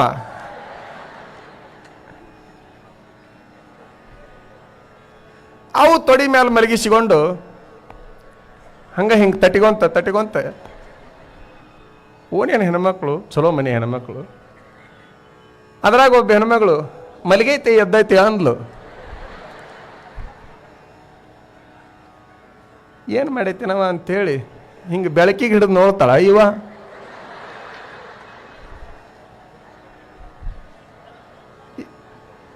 ಅದ್ರಾಗ ಒಬ್ಬ ಈಕಿನ ಮಕ್ಕಳು ಇಟೀಟ ಗರ್ ಚಂದ ಅದಾವ ನೋಡು ಅಂತೇಳಿ ಗಲ್ಲದ ಮೇಲೆ ಕೈ ಹಿಡಿಸ್ಲು, ಇಲ್ಲ ಬಾರ್ದ ಬಿರುಸತ್ತು. ಅವಾಗಾರ ಹೇಳ್ಕೊಬೇಕಿಲ್ಲ ನಾನ್ರಿ ಅಂತ ಹೇಳಿ, ಏನಾಕೈತೆ ಆಗ್ಲಿ. ಎಷ್ಟು ದೇಹ ಇದ್ರೇನು, ಬುದ್ಧಿ ಚಲೋ ಇತ್ತು ನಮ್ಮ ಜನರಿಗೆ. ಈಗಿನ ಎಷ್ಟು ದಪ್ಪನ ದೇಹ ಇದ್ರೆ ಏನು, ಎಷ್ಟು ದೊಡ್ಡ ದೇಹ ಇದ್ರೆ ಏನು, ಮಾಡಬಾರ್ದು ಚಟ ಮಾಡಿ ಮಾಡಿ ಮಾಡಿ ಏನೂ ಉಳಿದಿಲ್ಲ, ಏನು ತಾಕತ್ತ ಇಲ್ಲ, ಎಲ್ಲ ನಾಶ ಆಗಿ ಹೋಗ್ಯದ, ಏನೇನು ಉಳಿದಿಲ್ಲ. ಉಳಿಸಿಗೋರಿ. ಜೀವನದೊಳಗೆ ನೀವು ಸುಖವಾಗಿ ಬದುಕಬೇಕಾಗಿತ್ತು ಅಂತಂದ್ರೆ ಚಟನ ಮಾಡಿದ್ರೆ ಸುಖ ಸಿಗ್ತೈತಿ, ನೆಮ್ಮದಿ ಸಿಗ್ತೈತಿ ಅಂತ ಯಾರೂ ತಿಳ್ಕೊಬೇಡ್ರಿ. ಒಂದಿಷ್ಟು ಚಟನ ಬಿಟ್ಟು ಬದುಕುವಂಥ ಪ್ರಯತ್ನ ಮಾಡ್ರಿ. ಚಟ ಮಾಡಿ ಸಾಯೋರು, ತಿಥಿ ಮಾಡೋರು ಏನದಾರಲ್ಲ, ನಾನು ಅದನ್ನು ನೋಡಿದ್ದೀನಿ. ಎಂತಹ ಅಜ್ಞಾನಿಗಳು ನಮ್ಮ ಜನ ಅಂತಂದ್ರೆ, ಅವನ ತಿಥಿ ದಿವಸ ಅವ ಏನೇನು ಮಾಡಿ ಸತ್ನಲ್ಲ ಅದನ್ನೆಲ್ಲ ತಂದಿಡ್ತಾವ ಫೋಟೋದ ಮುಂದೆ. ನೋಡಿರಿ ನೀವು ಎಲ್ಲರೂ? ಎಷ್ಟು ಅಜ್ಞಾನ ಕಾಡ್ತೈತಿ ನಮ್ಮ ಜನರಿಗೆ ಅಂತಂದ್ರೆ, ತಿಥಿ ದಿವಸ ಅವ ಕುಡ್ದು ಸತ್ತಿದ್ದಂತಂದ್ರೆ ಬಾಟ್ಲಿನ ತಂದಿಡೋದು, ಸೇರಿ ಸತ್ತಿದ್ದಂತಂದ್ರೆ ಅದನ್ನ ತರೋದು. ಆ ಗುಟ್ಕಾ ತಿಂದು ಕ್ಯಾನ್ಸರ್ ಆಗಿ ಸತ್ತಾನಪ್ಪ, ಬಾಯಿ ಕ್ಯಾನ್ಸರ್ ಮತ್ತೊಂದು ಕ್ಯಾನ್ಸರ್ ಆಗಿ ಸತ್ತಾನಂದ್ರೆ ಅದನ್ನ ತಂದಿಡೋದು. ಇದನ್ನೇ ಯಾಕೆ ತಂದಿಟ್ಟಿರಿ ಅಂತ ನಾ ಕೇಳಿದ್ರೆ ಅವನ ಆತ್ಮಕ್ಕೆ ಶಾಂತಿ ಆಗ್ಬೇಕಂತ. ಓಸಿ ಚಾರ್ಟ್ ಇಡೋರನ್ನ, ಇಸ್ಪೆಟ್ ಎಲಿಗಳನ್ನ ಇಡೋರನ್ನ ಎಲ್ಲದನ್ನು ಕೂಡ ನಾನು ನೋಡಿದ್ದೀನಿ. ಇದು ಯಾವ ಕಾಲಕ್ಕೂ ಸರಿಯಲ್ಲ. ನಾನು ಇನ್ನೊಂದು ಹಿರಿಯರಿಗೆ ಹೇಳ್ತೀನಿ ಭಾಳ ಅಭಿಮಾನದಿಂದ, ನಿಮ್ಮ ಮಗಳನ್ನ ನೀವು ಯಾರಿಗಾದ್ರೂ ಕೊಡಬೇಕಾಗಿದ್ರೆ ಸಂಪತ್ತು ನೋಡಿ ಕೊಡಬೇಡ್ರಿ, ವಿದ್ಯೆ ನೋಡಿ ಕೊಡಬೇಡ್ರಿ. ಅವ ಏನು ಚಟ ಮಾಡ್ತಾನ ಅನ್ನೋದನ್ನು ಪರೀಕ್ಷೆ ಮಾಡಿ, ಚಟ ಮಾಡೋದಿಲ್ಲ ಅಂದ್ರೆ ಮಾತ್ರ ಮಕ್ಕಳು ಕೊಡಬೇಕೇ ಹೊರತಾಗಿ ಚಟ ಮಾಡೋರಿಗೆ ಮಕ್ಕಳು ಕೊಟ್ಟು ಜೀವಂತ ಮಗಳನ್ನು ಕೊಲ್ಲುವಂತಹ ಪ್ರಯತ್ನವನ್ನು ಮಾಡಬಾರ್ದು. ಹಂಗೆ ಎಷ್ಟೋ ಜನ ಜೀವಂತನ ಕೂಡ ಕೊಲ್ಲುವಂತಹ ಪ್ರಯತ್ನ ಮಾಡಕತ್ತೀರಿ. ಎತ್ತು ತರಬೇಕಾತಂದ್ರ 4 ವರ್ಷ 5 ವರ್ಷ ದುಡಿಸಿಕೊಳ್ಳುವಂತಹ ಎತ್ತನ್ನ ತರಬೇಕಾದ್ರೆ ನಮ್ಮ ರೈತರು ಅದರ ಕಾಲು ನೋಡ್ತಾರ, ಅದರ ಬಾಲ ನೋಡ್ತಾರ, ವಿಶೇಷವಾಗಿ ಅದರ ಹಲ್ಲು ನೋಡ್ತಾರ. ಹಲ್ಲು ನೋಡೋದು, ಬಾಲ ನೋಡೋದು, ಕಾಲು ನೋಡೋದು, ಎತ್ತು ಹೆಂಗೈತಂತ ತಿಳ್ಕೊಳ್ಳೋ ಸಲುವಾಗಿ 4-5 ವರ್ಷದ ಬದುಕಿಗಾಗಿ ತರುವಂತ ಎತ್ತನ್ನು ಇಷ್ಟು ಪರೀಕ್ಷೆ ಮಾಡ್ತೀರಿ. ಇಡೀ 100 ವರ್ಷ ಬಾಳ್ವೆ ಸಂಬಂಧ ಬೆಳೆಸ್ತಕ್ಕಂಥ ಹುಡುಗನ ಪರೀಕ್ಷೆ ಮಾಡಲಾರ್ದ ಮಗಳು ಕೊಟ್ರೆ ಜೀವನ ಹೆಂಗಿರ್ತದೆ ಅನ್ನುವಂಥದ್ದನ್ನ ನೀವೆಲ್ಲ ವಿಚಾರ ಮಾಡಬೇಕು. ಯಾವ ಕಾಲಕ್ಕೂ ಅದ ಎಷ್ಟು ಎಡಾದ ಅಡಿಗೆ ಮಾಡಿರ್ತಾರಂತಂದ್ರೆ ಅದು ಲೆಕ್ಕನೇ ಇಲ್ಲ. ಅಂತ ಅಡಿಗೆನ ರೊಕ್ಕ ಕೊಟ್ಟು ಉಂಡು ಬರೋದ್ರ ಬದಲಿ ಒಂದಿಷ್ಟು ಚಲೋ ತರಕಾರಿನ ತೊಗೊಂಬರ್ರಿ, ಚಲೋ ಒಂದಿಷ್ಟು ಪದಾರ್ಥಗಳನ್ನ ತಗೊಂಡು ಬರ್ರಿ, ಅಡಿಗೆ ಮಾಡಿಸಿ ಊಟ ಮಾಡ್ರಿ, ಅದ್ಭುತ ಶಕ್ತಿ ಬರ್ತದೆ. ಇವತ್ತಿನಿಂದ ಈ ಗೇಟಿನ ಒಳಗನೆ ನಿಮ್ಮ ಚಟಗಳನ್ನು ಬಿಟ್ಟು ಯಾವ ಕಾಲಕ್ಕೂ ಸ್ವಚ್ಛಾಗಿ ಹೋಗ್ಬೇಕನ್ನುವಂತ ವಿಚಾರವಾಗಿ ಈ ಮಾತನ್ನ ತಮಗೆ ನಾ ಹೇಳ್ತಾ ಇದ್ದೇನೆ. ಏನ್ರಿ ಅಜ್ಜರ ಇಷ್ಟ ಕೊಂಡ ಹೇಳಿದ್ರಿ ನಮ್ಮ ಬಗ್ಗೆ, ಹೆಣ್ಮಕ್ಳು ಚಟನ ಮಾಡೋದಿಲ್ಲ ಅಂತ ಕೇಳ್ಬೋದು ನೀವಲ್ಲ? ಮಾಡಲ್ಲ, ಅವ್ರು ಏನು ಮಾಡಲ್ಲ. ಕುಡಿತಾರೇನು? ಕುಡಿಯಲ್ಲ. ಸೇದ್ತಾರೇನು? ಸೇದಲ್ಲ. ಓಸೆ ಆಡ್ತಾರೇನು?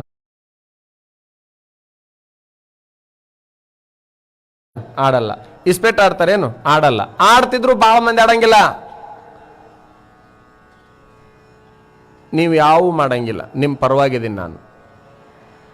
ಒಂದ ಮಾಡ್ತೀರಿ, ಸಾಯ್ತಾನ, ಆಡವ ಆಡಿ ಸಾಯ್ತಾನ. ಈ ಚಾಡ ಹೇಳೋದ್ರಿಂದ ಮನಿನ ಸಾಯ್ತೈತಿ. ಅದನ್ನೊಂದು ಸ್ವಲ್ಪ ನೀವು ಬಿಟ್ರಿ ಅಂದ್ರೆ ಎಲ್ಲ ಬಿಟ್ಟಂಗ. ಈಗಿನ ತರುಣಿಯರು ಸಹಿತ ಸೇದೋದು ಕುಡಿಯೋದು ಕಲಿತಾ ಇದ್ದಾರೆ. ಹಾಕಿರುವಂಥ ಜಾಹೀರಾತುಗಳನ್ನ ತೆಗೆದು ಹಾಕ್ರಿ. ಹುಬ್ಬಳ್ಳಿ ಒಳಗಿನ ಜನ ಎಷ್ಟೋ ಅನುಕೂಲ ಆಗ್ತದೆ. ಆ ಜಾಹೀರಾತು ನೋಡಿ ಎಷ್ಟೋ ಹುಡುಗರು ಕೆಡ್ತಾವ, ಹೆಣ್ಣು ಹುಡುಗರು ಕೆಡ್ತಾವ. ಇಂಥವನ್ನೆಲ್ಲ ಬಿಡುವಂಗ ಆಗ್ರಿ. ಒಂದು ದರ್ಶನವನ್ನ ಮಾಡಿಸ್ತೇನೆ. ನಿಮ್ಮ ಜೀವನದಲ್ಲಿ ಇವತ್ತು ನಾ ಹೇಳುವಂತಹದ್ದನ್ನು ಸಹಿತ ಒಂದು ಬಹಳ ಮುಖ್ಯವಾದ ವಿಚಾರಣೆ ಆಗಾಗ ಬರ್ತದೆ. ಇದು ಸಾಮಾನ್ಯನಿಂದ ಅಸಾಮಾನ್ಯನವರೆಗೆ, ಪ್ರಜೆಯಿಂದ ಪ್ರಧಾನಿವರೆಗೆ ಇದು ಬಂದೇ ತೀರುತ್ತದೆ. ಶಬ್ದಗಳನ್ನ ಪ್ರಯೋಗ ಮಾಡ್ತೀವಿ ನಾವು. ಈ ನಿಂದೆಯನ್ನ ಬಹಳಷ್ಟು ಹಿಂದಿನಿಂದ ನಮ್ಮವರು ಮಾಡ್ಕೊಂತ ಬಂದಾರ. ಕೆಲವರು ತಿಳಿದು ಮಾಡಿದ್ರೆ ಇನ್ನು ಬದುಕನ್ನ ಬದುಕಬೇಕಂದ್ರೂ ಸಹಿತ ಕೆಲವು ಜನ ಆಡಿಕೊಳ್ಳೋರು ಇರ್ತಾರೆ, ನಿಂದ ಮಾಡೋರು ಇರ್ತಾರೆ. ಬೇಕಾದಷ್ಟು ತಿಳಿದು ಬಾಳೆ ಮಾಡ್ರಿ ನೀವು, ನಿಮ್ಮನ್ನ ಆಡಿಕೊಳ್ಳೋರು ಉಂಟು ಈ ಭೂಮಿ ಮೇಲೆ.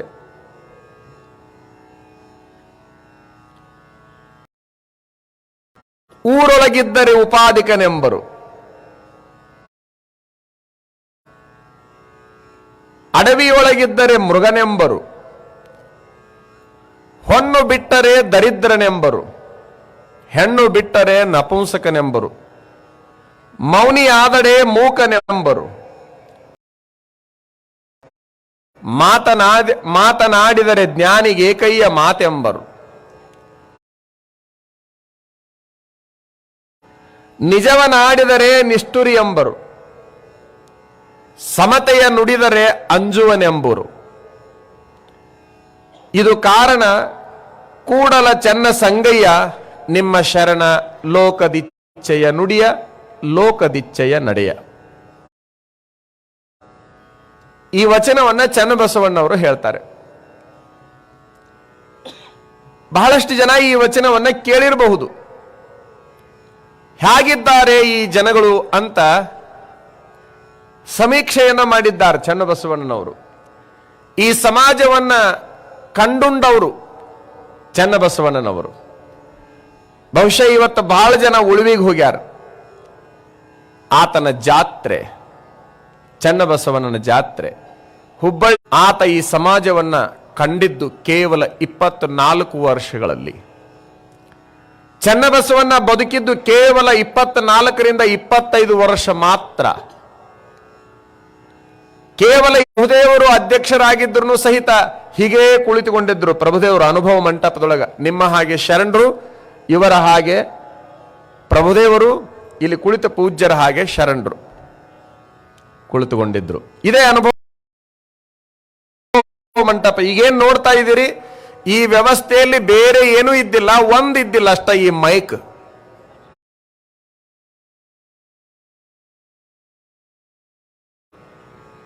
ಇದು ಒಂದಿದ್ದಿಲ್ಲ ಅನ್ನೋದು ಬಿಟ್ರೆ ಎಲ್ಲ ಇದೇನ್ ನೋಡಕತ್ತೀರಿ ಇದೆಲ್ಲ ಇತ್ತು. ಯಾವುದು ಆ ಸಮೂಹಕ್ಕೆ ಅರ್ಥ ಆಗೋದಿಲ್ಲಲ್ಲ, ತಿಳಿಯೋದಿಲ್ಲಲ್ಲ, ಪ್ರಭುದೇವರಿಗೂ ಸಹಿತ ತಿಳಿಯೋದಿಲ್ಲಲ್ಲ, ಅದು ಚನ್ನಬಸವಣ್ಣನಿಗೆ ತಿಳಿತಿತ್ತು. ಅದಕ್ಕೆ ಅವಿರಳ ಜ್ಞಾನಿ, ಮಹಾಜ್ಞಾನಿ, ಕೆಲವು ಬಿರುದಾವಳಿಗಳು ಚನ್ನಬಸವಣ್ಣನಿಗೆ. ಷಟ್ಸ್ಥಲ ಚಕ್ರವರ್ತಿ, 1 2. ಸಮೂಹಕ್ಕೆ, ಅನುಭವ ಮಂಟಪಕ್ಕೆ ಅರ್ಥ ಆಗದೆ ಇರುವಂತಹ ಆ ವಿಚಾರಗಳನ್ನ ಚನ್ನಬಸವಣ್ಣನವರು ಹಿಂಗ ತೆರೆದಿಟ್ಟು ಬಿಡ್ತಿದ್ರು ಜನರಿಗೆ ತಿಳಿಯೋಂಗ. ಒಂದು ಸಣ್ಣ ಉದಾಹರಣೆ ಹೇಳ್ತೀನಿ ಚನ್ನಬಸವಣ್ಣನ ಬಗ್ಗೆ. ಗಟ್ಟಿವಾಳಯ್ಯನವರನ್ನ ಅನುಭವ ಮಂಟಪಕ್ಕೆ ಕರ್ಕೊಂಡ್ಬರ್ಲಿಕ್ಕೆ ಯಾರೋ ಹೋಗ್ತಾರೆ. ಬಟ್ಟೆ ಒಳಗ, ಅರಿವೆ ಒಳಗ ಒಂದು ಇದ್ಲಿ ತುಣುಕನ್ನ, ಒಂದು ಇರುವೆಯನ್ನ ಹಾಕಿ ಗಂಟ ಕಟ್ಟಿ ಅನುಭವ ಮಂಟಪಕ್ಕೆ ಕಳಿಸಿ, ಇದನ್ನ ಪ್ರಭುದೇವ್ರ ಕೈಯಾಗ ಕೊಡು, ಕರಿಯಾಗಿ ಕಳಿಸ್ಯಾರಲ್ಲ, ಇದನ್ನ ಪ್ರಭುದೇವ್ರ ಕೈಯಾಗ ಕೊಡ್ರಿ, ತಿಳಿಯುತ್ತದೆ ಅಂತ ಹೇಳಿ ಕಳಿಸ್ಕೊಡ್ತಾನೆ. ಬಂದ್ರನು ಗಟ್ಟಿವಾಳಯ್ಯನವರು ಅಂತಂದ್ರೆ ಬಂದಿಲ್ಲ, ಒಂದು ಕಳಿಸಿದ್ದಾರೆ. ಏನದು ಅಂತ ಹಿಂಗೆ ಬಿಚ್ಚಿ ನೋಡ್ತಾರ. ಏನಿದು? ಒಂದು ಬಟ್ಟಿವಿ ಒಳಗ ಒಂದು ಇಡ್ಲಿ ಇಟ್ಟು, ಒಂದು ಇರುವಿ ಇಟ್ಟು ಹಿಂಗೆ ಗಂಟು ಕಟ್ಟಿ ಕಳಿಸ್ಯಾರ. ಏನಿರ್ಬಹುದು? ಎಷ್ಟೋ ಜನರಿಗೆ ಅದು ಯಕ್ಷ ಪ್ರಶ್ನೆ ಆಯಿತು, ಅದು ಬೆಡಗಾಯಿತು. ಅದು ಏನೂ ತಿಳಿದೇ ಇರುವಂತಹ ಸಂದರ್ಭದೊಳಗೆ ಈ ಚನ್ನಬಸವಣ್ಣ ಹೇಳ್ತಾನೆ, ಅದನ್ನು ಬಿಡಿಸಿ ಆ ಬಟ್ಟೆ, ಅದಕ್ಕೆ ಅರಿವೆ ಅಂತಾರಲ್ಲ, ಬಟ್ಟೆ, ಅರಿವೆ, ಅರಿವು, ಇದ್ದಲ್ಲಿ ಇರುವೆ ಅಂತ. ಅರಿವು ಇದ್ದಲ್ಲಿ ನಾನು ಇರುವೆ. ಈಗ ನಾ ಎಲ್ಲಿದ್ದೀನಿ ಅಂತಂದ್ರೆ ಅರಿವೆಯ ವಿಚಾರದಲ್ಲಿನೇ ಇದ್ದೇನೆ ಹೊರತಾಗಿ ಅದನ್ನ ಅನುಭವ ಮಂಟಪದೊಳಗ ಮಾಡ್ಬೇಕಂತಿಲ್ಲ. ಅದು ನನ್ನ ಮನೆಯೊಳಗೆ ನಡೆದು ಬಿಟ್ಟೈತಿ, ನಿಮ್ದು ಆ ಕಡೆ ನಡೀಲಿ ಅಂತ. ಅರಿವು ಇದ್ದಲ್ಲಿ ಇರುವೆ. ಹೀಗೆ ಆ ಅನುಭವ ಮಂಟಪಕ್ಕೆ ಯಾವುದು ತಿಳಿಯಂಗಿಲ್ಲಲ್ಲ ಅದನ್ನು ತಿಳಿಸಿಕೊಡ್ತಿದ್ದ ಚನ್ನಬಸವಣ್ಣ. ಪ್ರಭುದೇವರಿಗೆಲ್ಲ ತಿಳಿತಿತ್ತ ಕರೆ, ಆದರೂ ಸಹಿತ ಚನ್ನಬಸವಣ್ಣನನ್ನ ಸ್ವಲ್ಪ ಹಿಂಗ ಎಂತಾತದ ಅನ್ನೋದನ್ನ ತೋರಿಸ್ಬೇಕಂತ ಹೇಳಿ ಹಂಗ ಮಾಡ್ತಿರ್ಬೇಕು ಅಂತ ಅನ್ಸುತ್ತೆ. ಆ ಚನ್ನಬಸವಣ್ಣಂತನ ಊರೊಳಗಿದ್ದರೆ ಉಪಾಧಿಕನೆಂಬರು. ಈ ಊರಾಗಿರುವಂತಹ ವ್ಯಕ್ತಿಗಳಿಗೆ ನಮ್ಮ ಜನಗಳು ಏನಂತಾರಂತಂದ್ರ, ಈ ಉಪಾಧಿಕ ಅಂತಂದ್ರ ಧರ್ಮದ ವಿಷಯವಾಗಿ ಚರ್ಚೆ ಮಾಡ್ತಕ್ಕಂತಹ ವ್ಯಕ್ತಿ, ಆತನಿಗೆ ಉಪಾಧಿಕ ಅಂತಾರೆ. ಧರ್ಮದ ವಿಚಾರವಾಗಿ ಚಿಂತನೆ ಮಾಡ್ತಕ್ಕಂಥವನು. ಇನ್ನೊಂದು ಅರ್ಥ ಅಂತಂದ್ರೆ ಕುಟುಂಬದ ಯೋಗಕ್ಷೇಮವನ್ನ ನೋಡಿಕೊಳ್ತಕ್ಕಂಥವನು. ಮತ್ತೊಂದು ವಿಚಾರ ಅಂತಂದ್ರೆ ತೋರಿಕೆಯ ವೇಷವನ್ನ ತೊಟ್ಟಿರ್ತಕ್ಕಂಥವನು. ಹೀಗೆ ಉಪಾಧಿಕ ಅನ್ನೋದಕ್ಕೆ ನಾನಾ ತರದ ಅರ್ಥಗಳ ಆಗ್ತವೆ. ಆತನಿಗೆ ಕುಟುಂಬದ ಚಿಂತಕ ಅಂತ ಅನ್ಬಹುದು, ಧರ್ಮದ ಚಿಂತಕ ಅಂತ ಅನ್ಬಹುದು, ಆತನಿಗೆ ತೋರಿಕೆಯ ವೇಷಧಾರಿ ಅಂತ ಅನ್ಬಹುದು. ಏನಾದ್ರೂ ಒಂದು ಮಾತನ್ನ ಆಡೇತಿರ್ತಾರೆ ಊರಾಗಿದ್ರೆ ಹೀಗೇನಾದ್ರೂ ಮಾತಾಡ್ತಾರ, ಊರಾಗಿ ಇಡೋದೇ ಬೇಡ ಅಂತ ಹೇಳಿ ಆ ಮನುಷ್ಯ ಏನಾದ್ರೂ ಊರು ಬಿಟ್ಟ ಅಡವಿಗೆ ಹೋಗಿಬಿಟ್ರ ಅದೇನ್ರಿ ಪ್ರಾಣಿ ಅಡವ್ಯಾಗ ಹೋಗೈತಿ. ಊರಾಗಿದ್ರು ಒಂದು ಮಾತು, ಊರಾಗ ಮಾತು ಬರ್ತಾವಂತೇಳಿ ಊರು ಬಿಟ್ಟು ಹೋದ್ರೆ ಅಡವ್ಯಾಗ ಐತ್ರಿ, ಅದು ಪ್ರಾಣಿ ಇದ್ದಂಗದ. ಊರಾಗಿರ್ಬೇಕಿಲ್ಲ ಮನುಷ್ಯರಿದ್ದಂಗ, ಪ್ರಾಣಿ ಇದ್ದಂಗ ಅಡವ್ಯಾಗದ.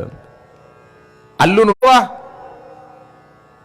ಇದ್ರೊಳಗೆ ಏನೂ ಸುಖ ಇಲ್ಲ ಅಂತ ಬಿಟ್ಟು ಬಿಟ್ರ ದರಿದ್ರ.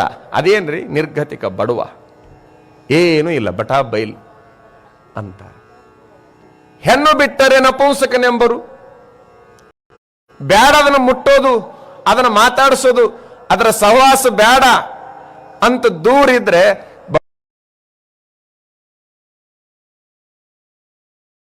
ಬಹುಶಃ ಅವ ನಪುಂಸಕನೇ ಆಗಿರ್ಬೇಕು, ಅದಕ್ಕೆ ಬಿಟ್ಟಿರ್ಬೇಕು ಅಂತ ಮಾತಾಡ್ತಕ್ಕಂಥವ್ರು. ಮೌನಿ ಆತಡೆ ಮೂಕನೆಂಬರು. ಬೇಡ ಬೇಡಪ್ಪ ಏನಾರ ಮಾತಾಡಿದ್ರೆ ಸಮಸ್ಯೆಗಳು ಬರ್ತಾವಂತ ಹೇಳಿ 32 ವರ್ಷ ಮೌನಿದ್ರು ಅವರು. 32 ವರ್ಷ ಮೌನಿದ್ರು. ಆ 32 ವರ್ಷದ ಮೌನಿಯ ಮೌನವನ್ನ ಬಿಡಿಸಿದೆ. ಇಡೀ ನಾಡಿನ ಜನ ಮೂಕದಾರವರು, ಅದಕ್ಕೆ ಮಾತಾಡಕ್ ಬರಂಗಿಲ್ಲ, ಸುಮ್ಮನೆ ಇದೆ ಹಂಗ್ರಿ ನಾವಂತೂ ನೋಡಿಸಿದೆ ನಾನು. 32 ವರ್ಷದ ನಂತರದಲ್ಲಿ ಆ ಮೌನ ಬಿಟ್ಟಂತ ಸಂದರ್ಭದಲ್ಲಿ ಮಾತೂ ಬರಲಿಲ್ಲ ಆ ಸ್ವಾಮಿಗಳಿಗೆ. ನಂತರದಲ್ಲಿ ವರ್ಷದ ನಂತರದಲ್ಲಿ ಮಾತಾಡಿದ್ರು. ಮನೆ ಲಿಂಗದೊಳಗಾದರು, ಲಕ್ಕುಂಡಿ ಒಳಗಿದ್ರು ಅವರು. ಮೂಕ ಮೂಕ ಅಂತ ಅವ್ರಿಗೆ ಅನ್ನೋದು ಈ ವಚನದ ವಿಚಾರವನ್ನು ನೋಡಿಕೊಂಡಾಗ ಸತ್ಯ ಅಂತ ಅನ್ಸುತ್ತ. ಮೌನಿ ಆದಡೆ ಮೂಕನೆಂಬರು. ಮಾತನಾಡಿದರೆ ಮೂಕಂತರ ತಡಿ ಅಂತ ಮಾತಾಡಕ್ ಹತ್ತಿದ್ರ ಜ್ಞಾನಿಗೆ ಕೈಯ ಮಾತೆಂಬರು. ಜ್ಞಾನಿಗಳಿಗೆ ಎದಕ್ ಬೇಕ್ರಿ ಇವೆಲ್ಲ ಮಾತುಗಳು? ಸುಮ್ಮನ ಬ್ರಹ್ಮವನ್ನು ಅರಿದೇಹರೆ ಸುಮ್ಮನೆ ಇರಬೇಕು ಅನ್ನುವಂತಹ ಕೆಲವು ವಿಚಾರಗಳನ್ನು ಹೇಳಿ ಎಲ್ಲ ತಿಳ್ಕೊಂಡಿದ್ರೆ ಬಾಯಿ ಮುಚ್ಚಿಕೊಂಡು ಸುಮ್ಮನೆ ಇರಬೇಕು. ಯಾಕೆ ಮಾತಾಡಬೇಕು? ಸುಮ್ಮನೆ ಇದ್ರೂ ಕಷ್ಟ, ಮಾತಾಡಿದ್ರು ಕಷ್ಟ. ನಿಜವನಾಡಿದರೆ ನಿಷ್ಠುರಿ ಎಂಬರು. ಇದ್ದಂಗ ಮಾತಾಡಿದ್ರ, ಸತ್ಯವನ್ನೇ ಮಾತಾಡಿದ್ರ ಅವ ನಿಷ್ಠುರಿ ಅದನ್ರಿ. ಅವನಿದ್ರಿಗೆ ಹೇಳೋದು ಬೇಡ, ಕೇಳೋದು ಬೇಡ. ಅದು ಹೌದಲ್ಲ? ಸಮತೆಯ ನುಡಿದರೆ ಅಂಜುವನೆಂಬರು. ನಿಷ್ಠುರ ಮಾತುಗಳನ್ನ ಇವರು ಸೇರೋದಿಲ್ಲ ಅಂತೇಳಿ ತಿಳ್ಕೊಂಡು ಹೆಂಗ್ ಬರ್ತದ ಹಂಗ ಸಮಾನತೆಯ ಮಾತುಗಳನ್ನ, ಸಮತೆಯ ಮಾತುಗಳನ್ನ ಆಡ್ತಾ ಹೋಗ್ಬಿಟ್ರೆ ಅಂಜುಬುರ್ಕದಾನ, ಪುಕ್ಕದಾನ. ಹಂಗಾಗಿ ಹೆದರಿಕೊಂಡು ಹೆಂಗಂಗ್ ಬರ್ತೈತ ಹಂಗ ಹೌದಪ್ಪನ ಚೌಡಿಯಾಗ ಹೌದಪ್ಪ, ಅಲ್ಲಪ್ಪನ ಚೌಡಿಯಾಗ ಅಲ್ಲಪ್ಪವ ಅಂತೇಳಿ ಇವ ಹೆಸರಿಟ್ಕೊಂಡು ಕುಂತು ಬಿಡ್ತಾನೆ. ಹಿಂಗೊಂದೇನಾರ ಮಾಡ್ಕೊಂತ ಅವ್ರಂತಾರ, ಇದು ಕಾರಣ ಕೂಡಲ ಚೆನ್ನ ಸಂಗಯ್ಯ ನಿಮ್ಮ ಶರಣರು ಲೋಕದಿಚ್ಛೆಯ ನುಡಿಯರು ಲೋಕದಿಚ್ಛೆಯ ನಡಿಯರು. ಹೇಗಿರ್ಬೇಕು ಈ ಭೂಮಿ ಒಳಗಂತಂದ್ರ, ಈ ಜಗತ್ತು ಮೆಚ್ಚುವಂಗ ನೀ ಮಾತಾಡಕ್ ಹೋಗ್ಬೇಡ, ಜಗತ್ತು ನೆಚ್ಚುವಂಗ ನೀ ನಡಿಯಾಕ್ ಹೋಗ್ಬೇಡ. ನಿನ್ನ ಮನಸ್ಸು ಹೌದ್ ಹೌದ್ ಅನ್ನುವಂಗ ನೀ ನಡ್ಕೊಂಡು ಹೋಗ್ಬಿಡು. ಈ ಭೂಮಿ ಒಳಗೆ ನೀ ಸುಖವಾಗಿರಾಕ್ ಸಾಧ್ಯ ಐತಿ. ಈ ಸಮಾಜವನ್ನೇನಾದ್ರೂ ಒಪ್ಪಿಸೇ ತೀರ್ತೀನಿ ಅಂತ ಹೋದಿ ಅಂತಂದ್ರೆ ಹುಚ್ಚಾಗ್ತೀಯ ಹೊರತಾಗಿ ನೀ ನೆಚ್ಚಲಾಗಕ್ ಸಾಧ್ಯನೇ ಇಲ್ಲ. ನೀ ಜಾನನಾಗಿ ನೆಮ್ಮದಿಯಿಂದ ಬದುಕಕ್ಕೂ ಸಾಧ್ಯ ಇಲ್ಲ. ಅವ್ರು ಹಿಂಗಿದ್ರು ಒಂದು ಮಾತಾಡ್ತಾರ, ಹಂಗಿದ್ರು ಒಂದು ಮಾತಾಡ್ತಾರ. ಊರು ಮುಂದೆ ಕುಂಟಿ ಹೊಡಿದ್ರ ಒಬ್ಬ ಕಡದಂತಾನ, ಒಬ್ಬ ಬಳದಂತಾನ, ಇರೋದು ಅದು ಅಂತೇಳಿ ನಮ್ಮ ಹಳ್ಳಿ ಜನರ ಮಾತಿದು. ನಮ್ಮ ಹಳ್ಳಿ ರೈತರು ಊರು ಹೆಂಗೈತಿ ಅನ್ನೋದಕ್ಕೆ ಈ ಮಾತು ಹೇಳ್ತಾರ.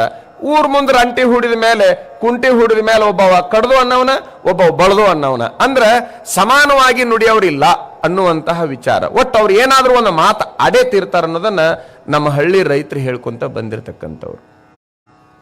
ನಾವು ಇವತ್ತೇನಾಗಬೇಕಾಗಿದೆ ಅಂತಂದ್ರ ಒಂದು ಸ್ವಲ್ಪ ಈ ನಿಂದೆ ವಿಚಾರವಾಗಿ ಸುದೀರ್ಘವಾಗಿ ವಿಚಾರವನ್ನ ಮಾಡಬೇಕಾಗಿದೆ. ನಮ್ಮ ದೇಶದೊಳಗೆ ಒಂದು ವಿಚಿತ್ರ ಸಂಪ್ರದಾಯ, ಜೀವಂತಿದ್ದವ್ರನ್ನ ಕಾಯಂ ನಿಂದ ಮಾಡ್ಕೊಂತ ಇರೋದು. ಅವ್ರ ವಿಚಾರವಾಗಿ ಯಾರು ಜೀವಂತ ಅದಾರಲ್ಲ ಈ ಊರಾಗ ಭೂಮಿ ಮೇಲೆ, ಅವ್ರ ಬಗ್ಗೆ ಸದಾಕಾಲ ನಿಂದ ಮಾಡ್ಕೊಂತ ಆಡಿಕೊಂತ ಇರೋದು, ಅವ್ರನ್ನ ತೆಗಳಿಕೊಂತ. ಅವ್ರೇನಾದ್ರೂ ಸತ್ರೆ ಆ ಕ್ಷಣಕ್ಕೆ ಹೊಗಳಕ್ಕೆ ಚಲೋ ಮಾಡಿಬಿಡೋದು.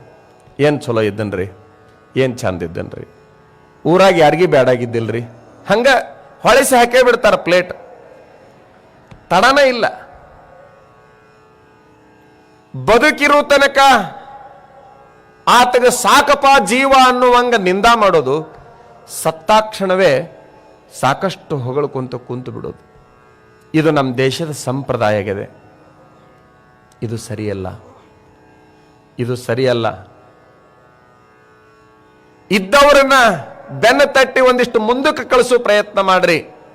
ಸತ್ತವರನ್ನ ಪೂಜಿಸುವಂತಹ ಪ್ರಯತ್ನ ಮಾಡ್ರಿ. ಇದ್ದವ್ರನ್ನ ಗೌರವಿಸ್ರಿ, ಸತ್ತವ್ರನ್ನ ಪೂಜಿಸ್ರಿ.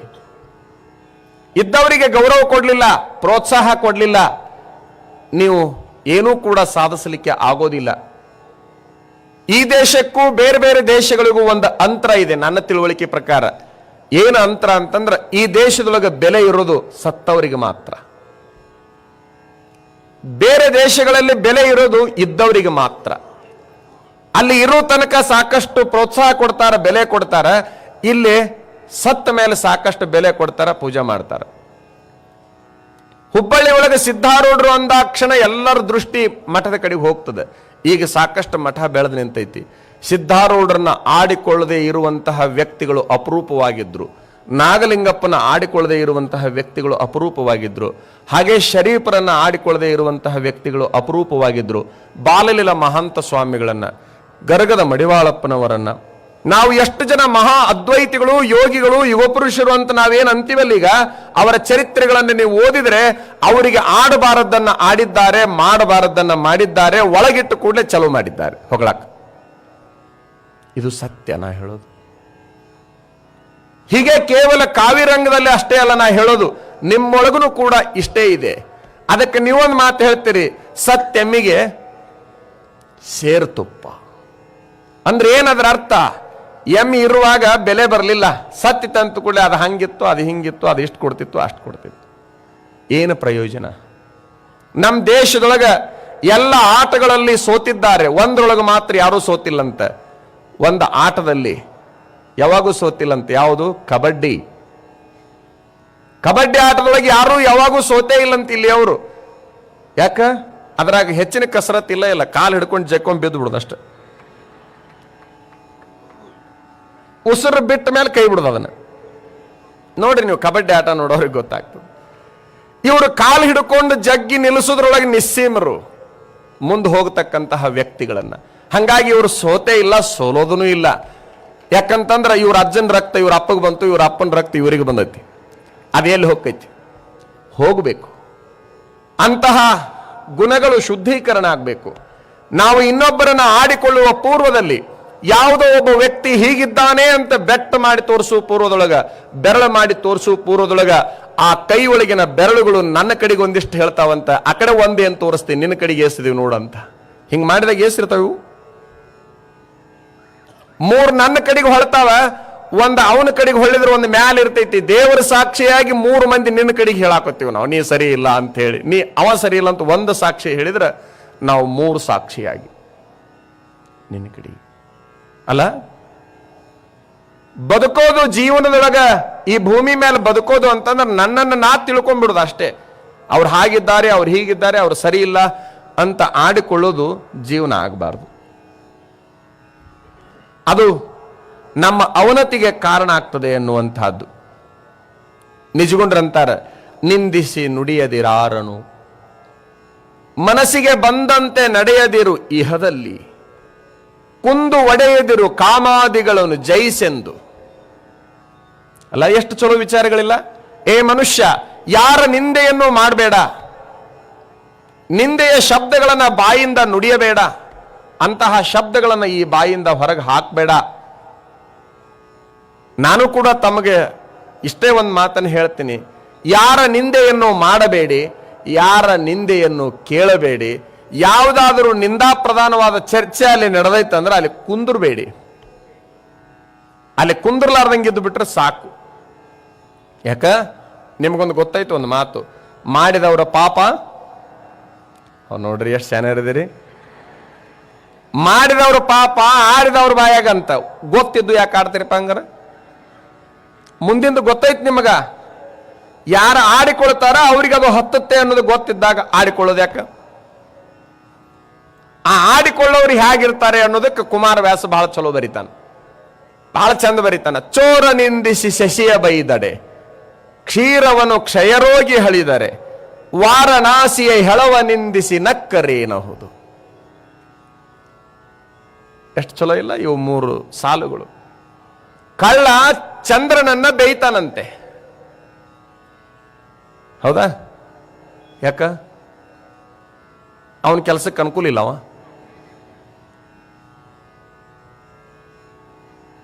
ಅವನ ಕೆಲಸಕ್ಕೆ ಅನುಕೂಲ ಇಲ್ಲ, ಕಾಯಂ ಬೇಯವನವ.